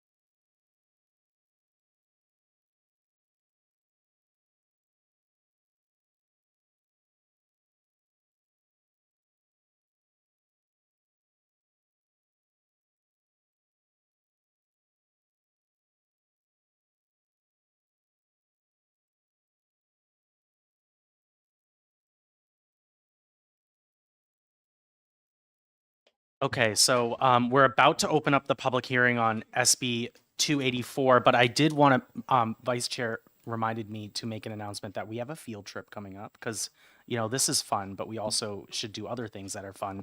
On May 13th, the committee will be going to Lindenborough, New Hampshire to tour a tiny house manufacturing facility. So, good little field trip coming up. That'll be published in the calendar. I think the speaker will be joining us too. So, definitely plan that as a very important day that we cannot miss. We'll see if 20 of us can fit in a tiny house.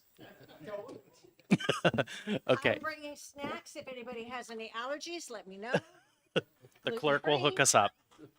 All right. So with that, I'm going to open the public hearing on SB 284. I have a number of cards. This particular subject, this committee has already acted on, but I am still interested in listening to the public. So I'm going to limit testimony to around 3 minutes per person after the prime sponsor is done with his testimony. So with that, go ahead. Thank you, Senator Mr. Murphy. Chairman. For the final time today, Senator Keith Murphy from Senate District 16. I know that you've discussed this issue many times and are familiar with it, so I won't drag on. I guess I would say, you know, why do builders provide for laundry facilities in their housing, even though code does not actually require that? And the reason why is the same reason that I put French fries with my burgers at my restaurant. Customers want them. And customers in certain areas are still going to want and demand parking, and builders will always provide for their customers. So with the market demands, people will supply. And some places, parking requirements just do not make sense. This bill will go to a 1 parking space per residential unit maximum requirement across the state. Any questions? I'm happy to take them. Questions for Senator Murphy? So Senator, you believe that the free market is the best determinant of the amount of parking spaces that are necessary in a development? I believe the free market is the best determinant of virtually everything in every market. Thank you. Representative Bolio. Thank you, Mr. Chairman, and thank you for taking my question. My question is with, you know, technologies like self-driving cars and, you know, things like that, do you foresee the demand for parking increasing or decreasing in the future? Especially them rely on Lyft or Uber and ride-sharing services. And I think that's the wave of the future. I would foresee that continuing. I think it'd be a long time before that gets out to other areas outside of the denser core, but that's the way I think we're going as a society. Okay, thank you for your testimony. Thank you. Tim Thompson.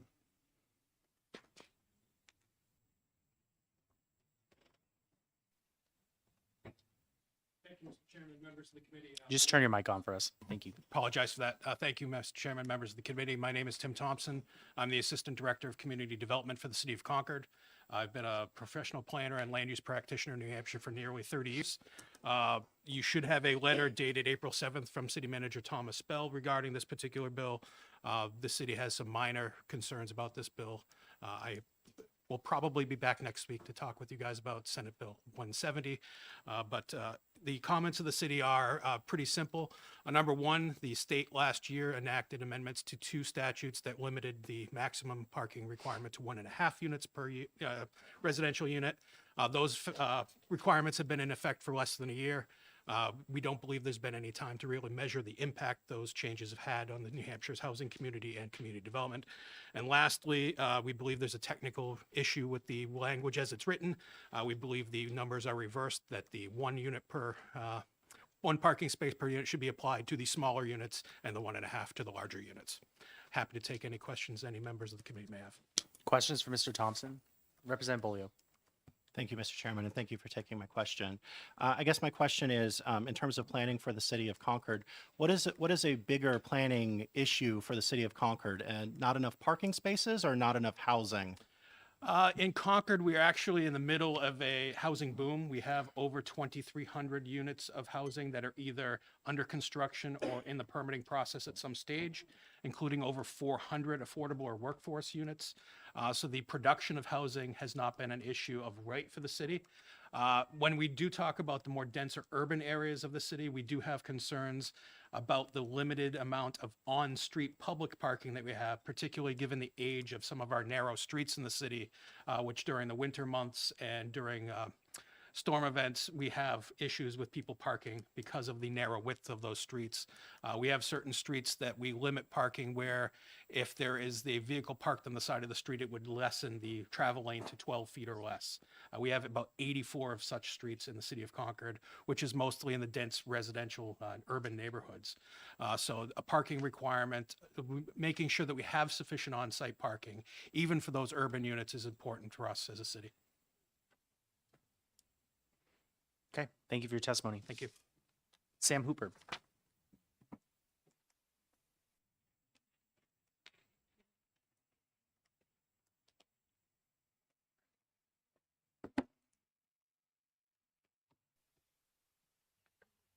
Good afternoon, Mr. Chair, Vice Chair, members of the committee. My name is Samuel Hooper. I'm Legislative Counsel at the Institute for Justice. We're a non-profit civil liberties law firm that works a lot in the field of property rights, and that's led us to work a lot in the areas of zoning and housing reform. I know the committee's worked on this issue before, so I won't regurgitate a lot of the reasons for reducing minimum parking requirements. I think they're quite well known. I will just point out a couple of anecdotes that I think are interesting. A lot of municipalities that do regulate parking requirements do so based on what is effectively, we believe, to be kind of junk science or pseudoscience. There's a report that was commonly used several decades old now that mandates different levels of predicted parking for all manner of different businesses, everything from laundromats to fast food restaurants to everything. And it seems very scientific, and there are lots of tables, and you can see, oh, if you have this kind of business, you need this many parking units. But then you drill into how this was actually created, and it's based on very few kind of anecdotal observations of foot traffic, parking traffic, and so on.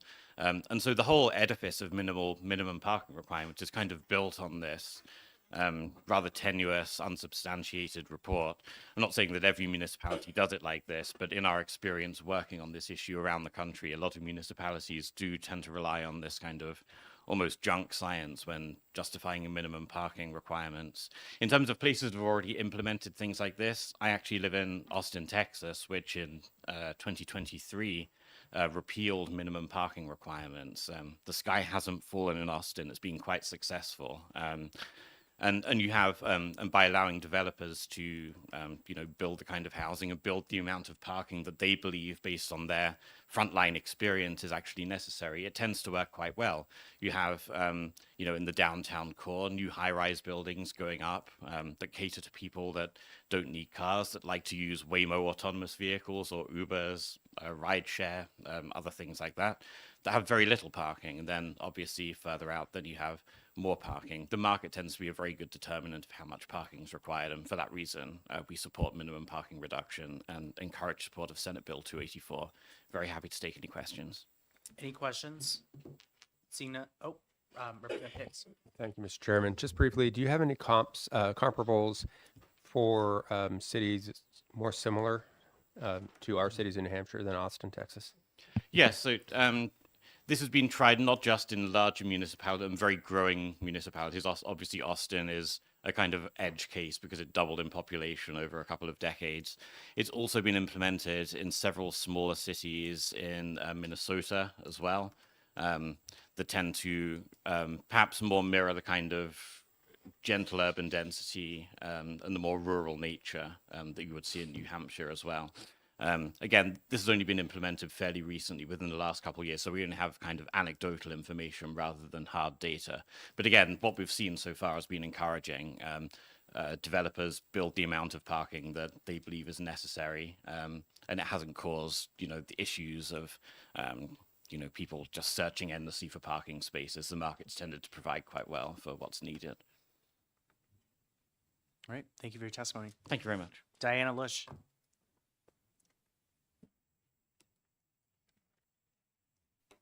All right, one last time. Dee Lush from Raymond. All right, so it took me a little while to understand the whole maximum thing in the language, but I think I'm there. So if we use the example, 6 units in an apartment building, not just 2 adults per unit is 12. I can't recall knowing anybody within my age range, younger, a little older, that the husband and wife don't own their own vehicle, especially we're rural, we're not in the city, right? So you have now 12 vehicles trying to park in 6 spaces. Where are they going to park? They're going to make their own parking spaces, right? They're going to pull up on the lawn, maybe on the walkway, preventing people from getting in and out of the building. They're going to try to park along the streets. New Hampshire is known for our old horse trails, right? Where we just have, no disrespect to the previous speaker, but we have one of the oldest states. So by nature, our roads are a lot more narrower. Now you're adding people to park on those streets. We have sight distance issues, safety issues, people getting in and out of those vehicles. What about the fire trucks trying to get in to attend a fire alarm or a potential real fire going on? So there's reasons why we ask for the 1.5, right? Not everybody will have 2 cars per unit, but most do. So that's going to accommodate the needs of that apartment building. And just the sake of that lot, it needs to accommodate a fire truck anyway, and the turnaround and all of that. So I think it's designed to maybe address one problem, but it's going to create a lot more than what it really does. I had to call for an Uber a couple of years ago in Raymond, and they're not that quick. They stay in the city zones, right, is where they're going to make their money. They get their quick, ride fares. So it's really not an option for a rural area to conceivably use that. And the fee to use one in longer distances is going to be quite costly. And we all know we're pretty much a bedroom community, as well as a lot of the southern towns in New Hampshire. So they're not going to take an Uber to Boston to go to work. They're going to have their own vehicle. We don't have public transportation in a lot of our towns. So again, they're going to have their own vehicles. There's a lot, obviously, with the winter months. We have parking bans, we have snowbanks, again, encroaching on the width of that street. So, and again, parking in areas that are not designed for parking. After it's all built and said and done, the developer's gone, right? They're going to be, it's their home. They say, well, I'm going to park in the entrance. Now, what if they're blocking the entrance in a way a fire truck can't get in? Because there isn't adequate parking for them to begin with. Ms. Lish, I'm going to ask you to wrap up if you could. I think that's all I have. Perfect. Any questions? Representative Gibbs. Thank you, Mr. Chair. Is there anything in this bill that would prevent a developer from providing more parking than 1 space per unit if the developer decided that was necessary for the type of residents that the particular development was going to attract? Oh, I would say there wouldn't be any restriction, but with my experience on the planning board, minimums are usually what the developer comes in with. The developer, in fact, could, under this bill, provide more parking if it was necessary.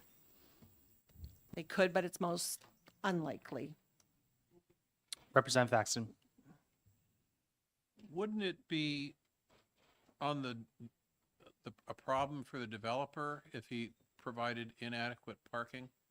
If I'm building a 6-unit apartment building and I only have 6 spaces, isn't that an economic decision that I'm making as a developer, and that would limit my potential clientele to people who only have 1 vehicle or no vehicle? Isn't that really a market decision rather than a zoning decision or planning decision? Not sure I 100% understand. Well, if you could just repeat one more time. yeah. If a developer is developing a 6-unit apartment building, Mm-hmm.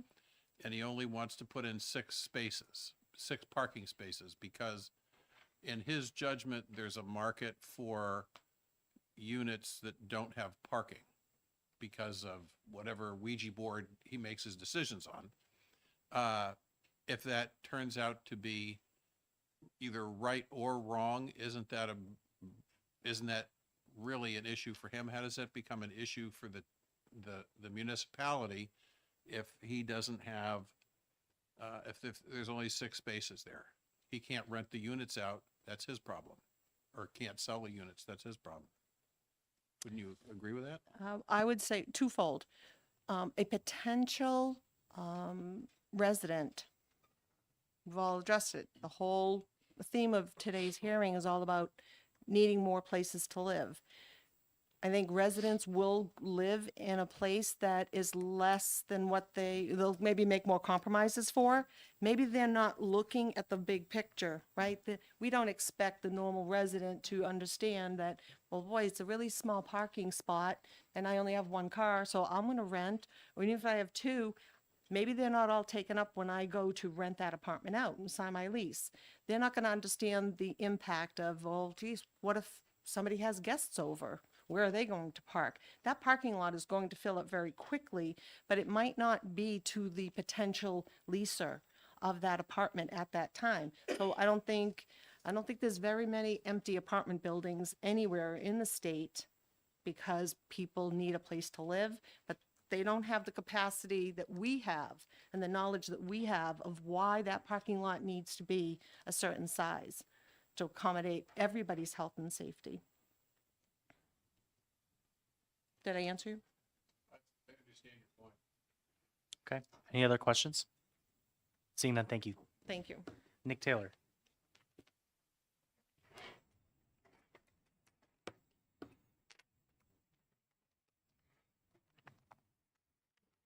Thank you, Mr. Chairman, members of the committee.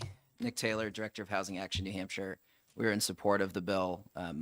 As we've talked about, the committee has discussed this issue before, and so we won't highlight too many different points, but it is important to remember to these questions that, parking reform doesn't lead to no parking. It leads to right-sized parking that makes sense for the communities and the type of development and the housing type that is being built by the developer for that community and for that need. And there are some New Hampshire examples.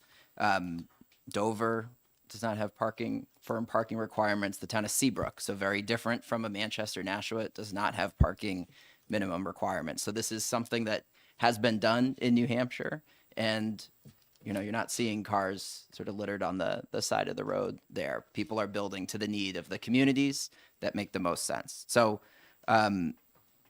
there are, like we said, New Hampshire examples. This is a relatively modest proposal because of what was passed in House Bill 1400 last year.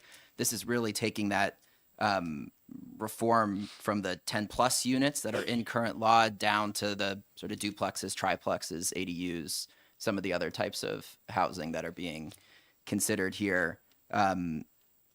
We would sort of highlight one sort of drafting piece on line 8. There's a lot of question on sort of the maximum minimum question.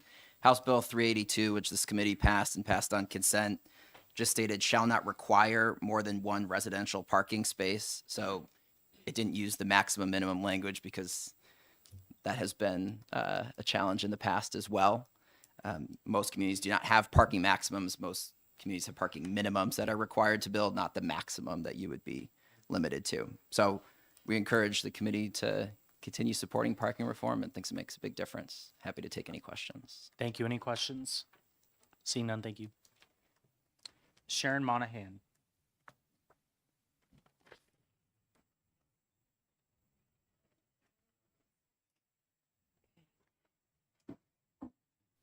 Thank you. I appreciate that clarification that you just gave, because that was one of my questions. Actually, it's a question. The wording, it says shall not, I thought it should be saying shall not require more than, because it was the whole maximum thing that was really bizarre. But anyways, It confused us too. So Huh? It confused us too when we. Oh, okay. Yes. So you already amended that or something, or? Okay. We passed a different version of this bill, but yes. Ah, okay. All right. I'm sorry. I don't know if I'm commenting on the same stuff. Okay. I'm opposed to this still. It doesn't matter. It doesn't. I'm opposed to it because I feel it's unnecessary because the legislature did pass 2 separate limitations on municipal parking last year. And so it's premature. And to me, there hasn't been enough time to see how it is working out for the planning boards and the developers. I did like House Bill 1400, allowing alternative parking solutions.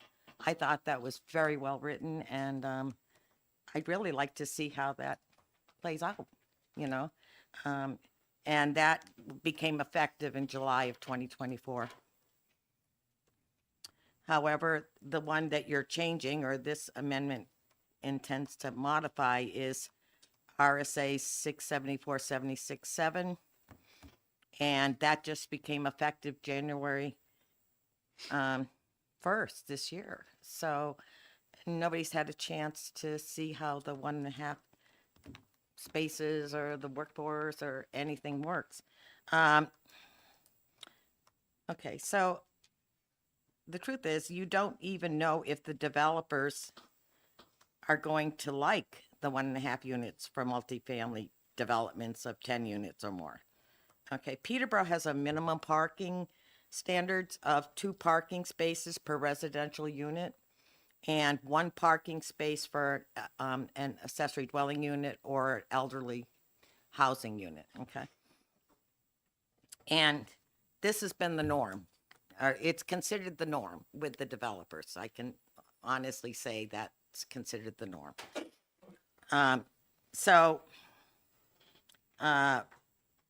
In my 15 years on the zoning board, no one ever asked for a variance from the minimum parking standards.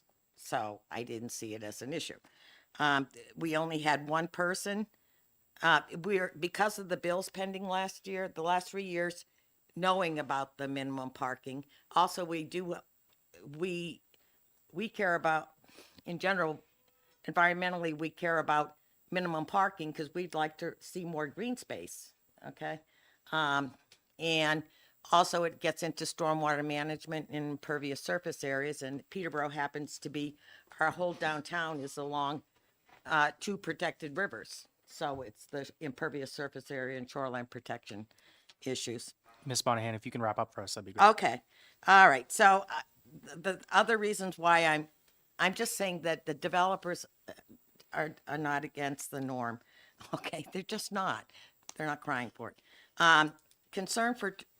You have to consider concern for traffic and safety issues, aesthetics, snow removal, and law enforcement. And the truth is, the developer, I work for them, okay? They don't care, okay? I mean, they just want to get their approvals and make the profits from the development, and then they move on to the next project. They are not the consumer or the resident who will have to live there. Thank you for your testimony. Questions? Oh, yeah. Seeing none, thank you. Thank you. Brody DeShays.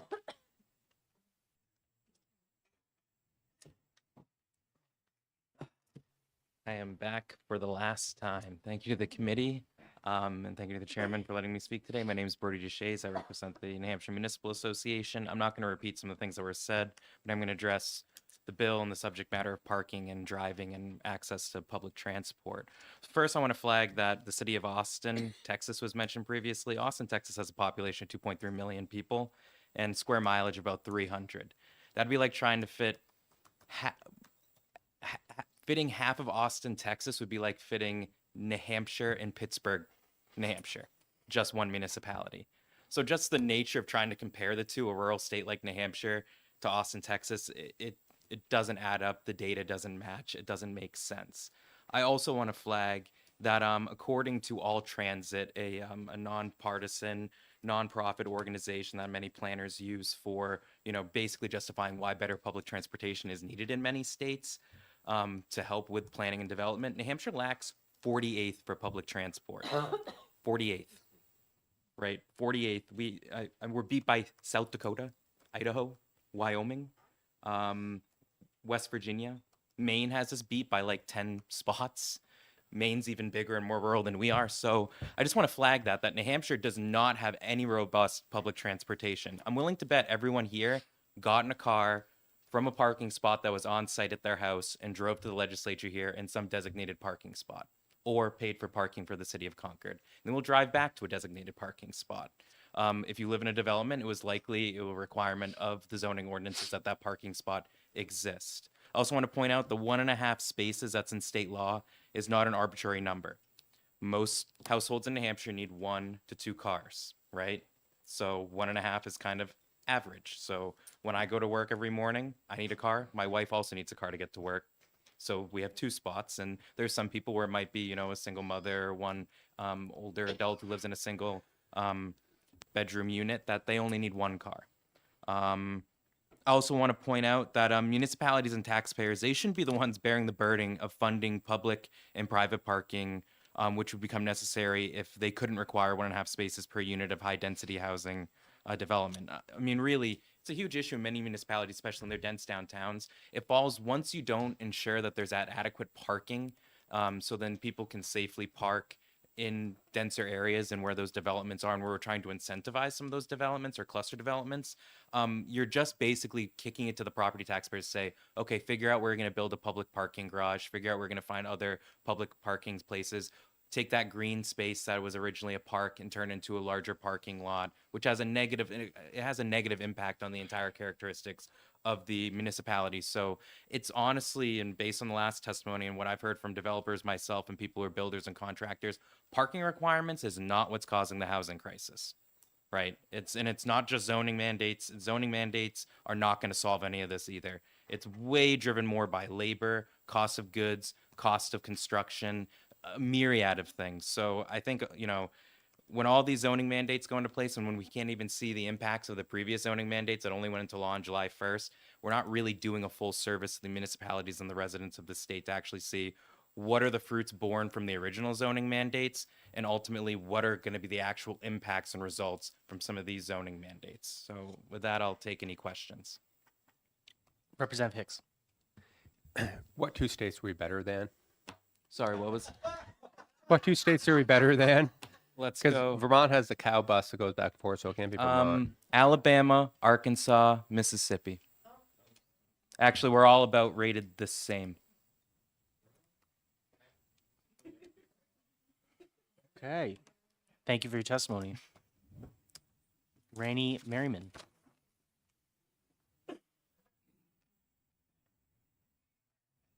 Thank you, Chairman Alexander.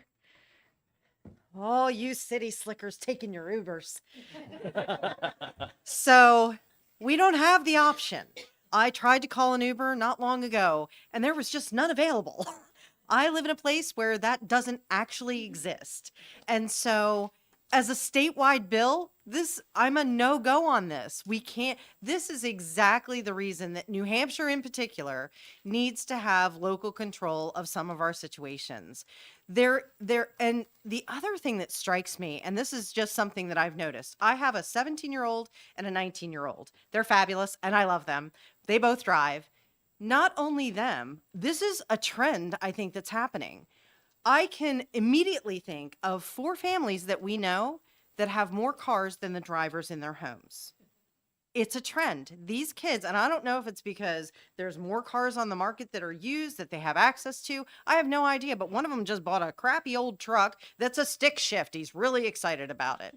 But that's where they're going. So my concern is that if we don't have the parking spaces, they will start to do things like park on the street. That's a public it can be a public concern because accidents are going to happen. If you park on the wrong place on a street, you're kind of in their yard, but kind of not. Are you sitting on the septic? We're back to poop. Everything comes full circle.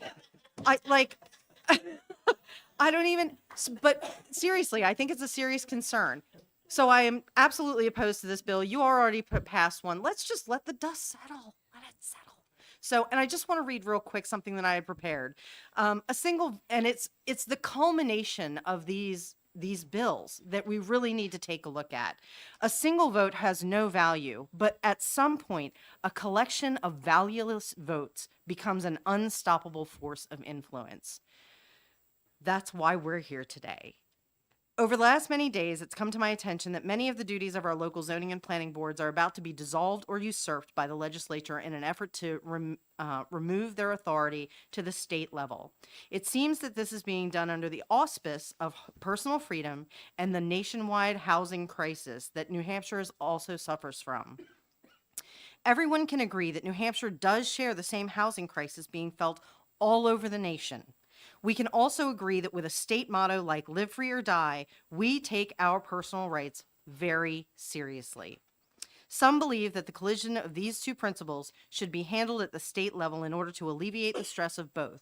Others understand that by concentrating the power of local boards at the state level, we will remove the authority that the voter's voice in the state where freedom reigns supreme has been. Removing local control will not alleviate the housing crisis. With the series of bills being heard today, one might argue that the cost to produce housing will be reduced, whereby reducing the final pricing for the housing is that is being built. This is simply false, since the greatest driving factor of price is what the market will bear. Even if the cost was drastically reduced for developers, a bidding war will still ensue, driving up the final price for the real estate perhaps even further than it is now. In none of these bills is there a clause which requires developers pass their savings along to buyers. Second, some believe that the growth does not have to be dependent on the current infrastructure of the municipality. Most understand that infrastructure in our state is already stretched, and in some cases, it's already failing. By maintaining local planning boards, municipalities are able to ensure that growth does not outpace the resources available in a town or even a particular part of a town. The gross undertaking of this scope at a state level would leave gaps for towns unable to solve their infrastructure needs through warranting solutions. We must allow local elected and appointed boards to manage these areas. Miss Merriman, Yes. if you could wrap up for me. And Wrapping up. And feel free to send that to the committee for us to read on our I time. absolutely will. I am asking you today to say no to big development. Ensure that New Hampshire charm that we love be allowed to grow appropriately and under the guidance of the people who call those places home. Developers may be drooling at the open land that exists in the sprawling towns across our state with their rich and unique history. But these are the places that our children's children will have to call home. When we pass along our legacy, I'm sorry. I have one graduating, that's all I can say. So maybe I'm a little more close to that right now. In the landscape of responsible development, let our local leaders be the ones that develop our towns so that our kids can still stay in them. Thank you for your time. Any questions? Thank you. Yeah, we have a few. Representative Miles. Hi, thank you, Hi, Mr. Chairman, sorry. and thank you for taking my question. I'm just really trying to clarify Yes. what in this bill says that a developer can't develop more than one space. They can, but what is their motivation for doing that? Because if we are in a housing crisis and you can't find another place, we have settled for things that like it wasn't perfect, but we'll figure it out. And so if there is not a requirement to have enough parking, then they will park in places that they shouldn't. Well, we're going to buy the house because we don't have an option. We need a house. We need to rent a place. Follow up. This is a genuine question. Yes. Do you not have zoning ordinances or other town ordinances that prevent people from parking in areas that are not permitted to be parked on, like the street or the sidewalk? Or We do. what about enforcing those? Well, so now we're back to more taxes because it's going to take more of a force to enforce those. So in the small scheme, today, one or two of those gets built, it's not that big of a deal. In 20 years or 30 years, these laws will have an impact that is much greater. And at that point, it's more enforcement. It's more tax dollars. It's more of Big Brother watching over the whole thing. Thank you. Representative Bolio. Yes, thank you, Mr. Chairman. And thank you for taking my question. Actually, I really appreciate that you mentioned, the next generation and kids. I have three kids myself. And that's, really one of my primary concerns are where is the next generation going to be able to afford to live. And, you know, you mentioned the local officials that are elected to do their jobs. And I mean, yes, thank you. Thank you for the public service. But as state representatives, we're also elected to deal with statewide problems. And housing is a major statewide problem that we're trying to start conversations around and start trying to address. So you mentioned that, yes, there's very slim pickings right now. I see this as a supply and demand issue. So even if you have to settle for a unit with only one space, isn't it better to settle for a unit with one space rather than living in your car, which at least you'll have a spot to park it, but that extra space will never be created because of the regulations that are in place? So that is a great question, and it's a great point. The challenge is that at the state level, the one size fits all, we have very few cities in New Hampshire. It is mostly rural. And so is that an appropriate stance for some place that is not quite as rural? Even places like Merrimack, which is not Raymond, but it certainly isn't Concord, even Merrimack. But the local leaders know that. And we do what's right for our town. I mean, you have heard today that Raymond is actually on the good side of all of this. But what if the case is that that is something that's available to everyone? We are the free state. We are the ones who change this. So if it works one place, it can certainly work another. Local leaders are capable of taking care of these things, and they know their areas better. I don't think that we can apply one size legislation to New Hampshire. It's just too varied. Representative Gibbs. Thank you, Mr. Chair. You mentioned that an important part of the housing crisis is that housing is so expensive, and that a lot of the reason that housing is so expensive is that materials and labor are so expensive. And of course, that's all true. However, the law of supply and demand also applies. That means that currently the supply is quite low and the demand is extremely high. That results in very high prices.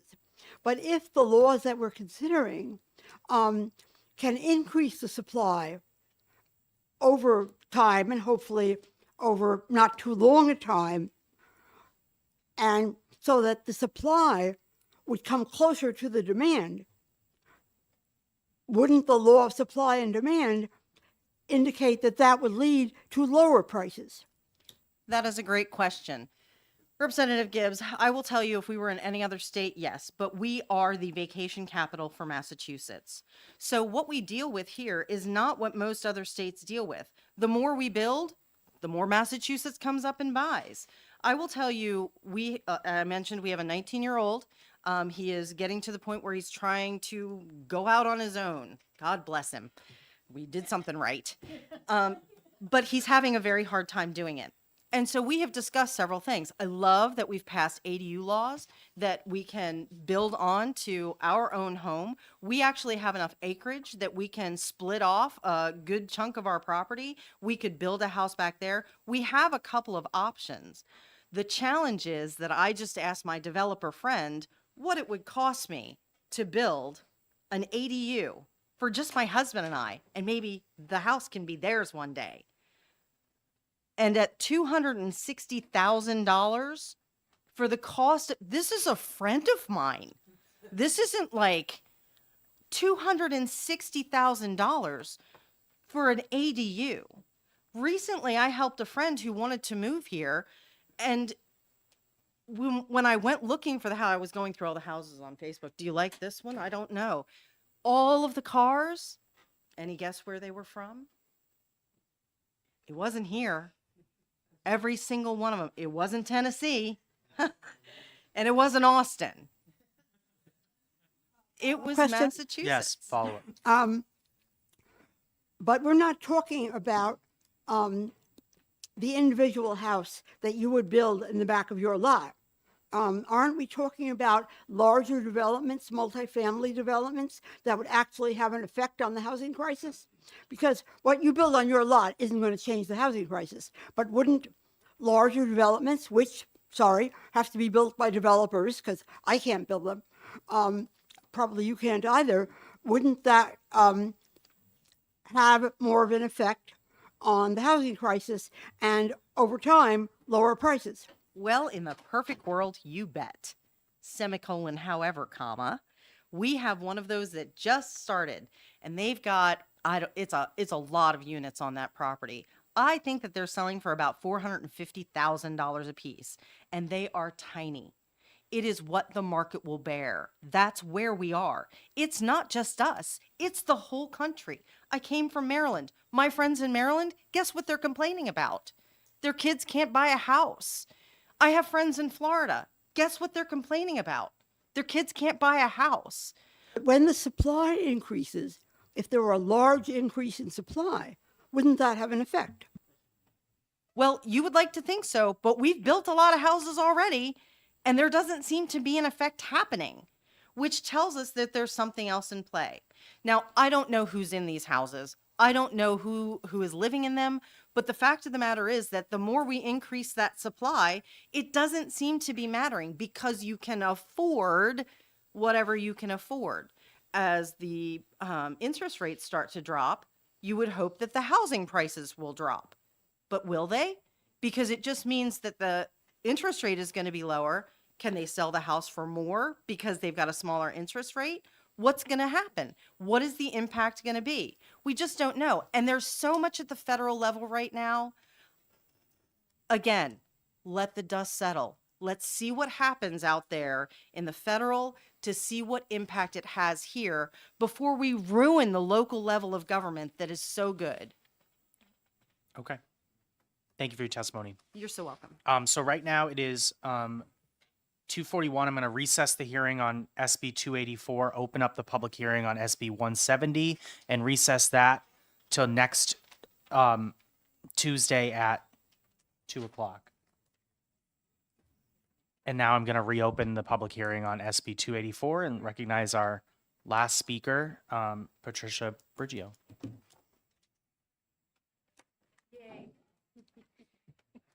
Probably not as much as you guys want to say yay. I want to throw out the word 15-minute city. Everybody who's sitting there, I don't know who does and doesn't know, and behind me know the word, look them up, 15-minute city. New Hampshire is not 15-minute cities. We have 15-minute city is where some of Europe and China is going to, where everything within your town or city you can get to. So you can take your bike, you can walk, but they don't have vehicles. But I think in New Hampshire, one of the things is, and we've all said it, is live free or die. I think most of us have cars. Maybe we have a second car. Maybe we go to car shows. But we keep constantly saying, well, nothing's stopping the developers. And I would disagree. Money. I said it last time. Money's stopping the developers. If they don't have to put in extra parking, they're not going to put in extra parking because at the end of the day, it costs money. I was in Massachusetts recently. I was in Peabody, Mass. And I have grown up in Massachusetts. And I left to be a person of New Hampshire, and I would like to stay in New Hampshire as New Hampshire. But when I went down, I had to go a city block. It took me 20 minutes. And as I passed all these condominiums that hadn't been there in prior years, they all had one parking spot. And the cars, it was time for everybody to come home. They were on their front, I will not call it a lawn because it was probably about the size of these tables. They had another car parked there. And then they had cars parked randomly on the street. And that's why it took us so long to get down the street, because we were weaving in and out of all of that traffic to get to the location we were. Because they didn't have, and they did not require, nor do any of those new buildings require extra parking. So they know that every person there, whether or not they're working in Peabody or Boston, needs to get to work, and we use and rely on our vehicles. I do not see why we want to imprison people in towns. A city, fine. Buses, towns have none of that. We don't have Ubers, we don't have buses, we don't have subways, so we get imprisoned. So we want to put people in and warehouse them in these developments that the developers are keeping ownership of. Even as they build them, they are keeping ownership of them. So then we put the people in these homes that they make, they imprison them because they can't have a car to get out of there. I think it's a form of punishment to be, and again, I think some of these are short-sighted, to be creating these cramped conditions. if there's already legislature that's out there to see about parking spaces, we should wait to see what happens with it. And there's no unicorns, there's no magic bullets for these solutions, but I think some of them are being rushed, and the consequences New Hampshire will face, we don't have to look very far. Take a drive down to Massachusetts. Go right over that border if you want to see what happens. Want to see what happens with no parking and they have no ability to have their friends come over or get to their job? Because we are forcing people then to have a job within a radius, 15 minutes. And is that job in that town going to be a high-paying job? I can't answer that question. But I could tell you in my town that if they could not leave our town, they could not get a job or employment. Probably the rate is less than Boston, Portsmouth, Concord. So that's to consider as well, if you box people into these homes and they can't travel to work. Thank you. Thank you for your testimony. Questions? Representative Bolio. Thank you, Mr. Chairman. Thank you for taking my question. So most New Hampshire towns were established, and the downtown area is largely built out and developed before automobiles even existed. Would you say that people who live in these New Hampshire historic downtowns are imprisoned in their town? I can speak for my town, and they have adequate parking. All of when they came to work or they went to their jobs, we happen to have a shoe factory. We suffer the consequences of that now.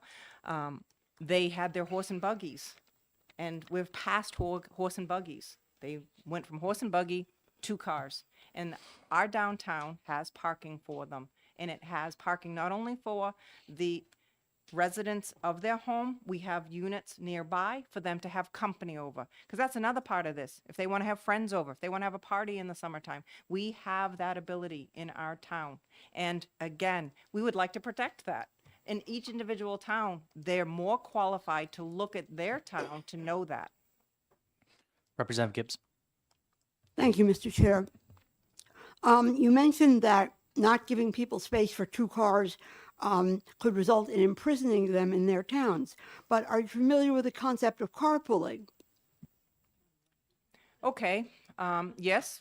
And as I said, I grew up in Massachusetts. I'm very aware of mass transportation and the unreliability. I wasn't asking about mass No, transportation. but my I was asking about carpooling. Carpooling. And I have a lot of experience with that.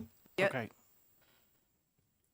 And I would like to say that carpooling is not always a viable option for split shift work or the location of my job, and the fact that most of us where we're traveling off to our jobs are traveling in various directions, and carpooling isn't really an option. Okay.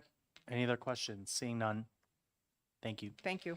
Is there anyone else here that would wish to testify on SB 284? Seeing none, I'm going to close the public hearing at 2:47. And we are adjourned for the day. I will see everybody Thursday, likely, but next Tuesday for a day of public hearings. And we may exec some of those bills next Tuesday. So if you're not available to come, please ask for a substitute from either me or Representative Page. Okay. Thank you, everyone. Have a good week.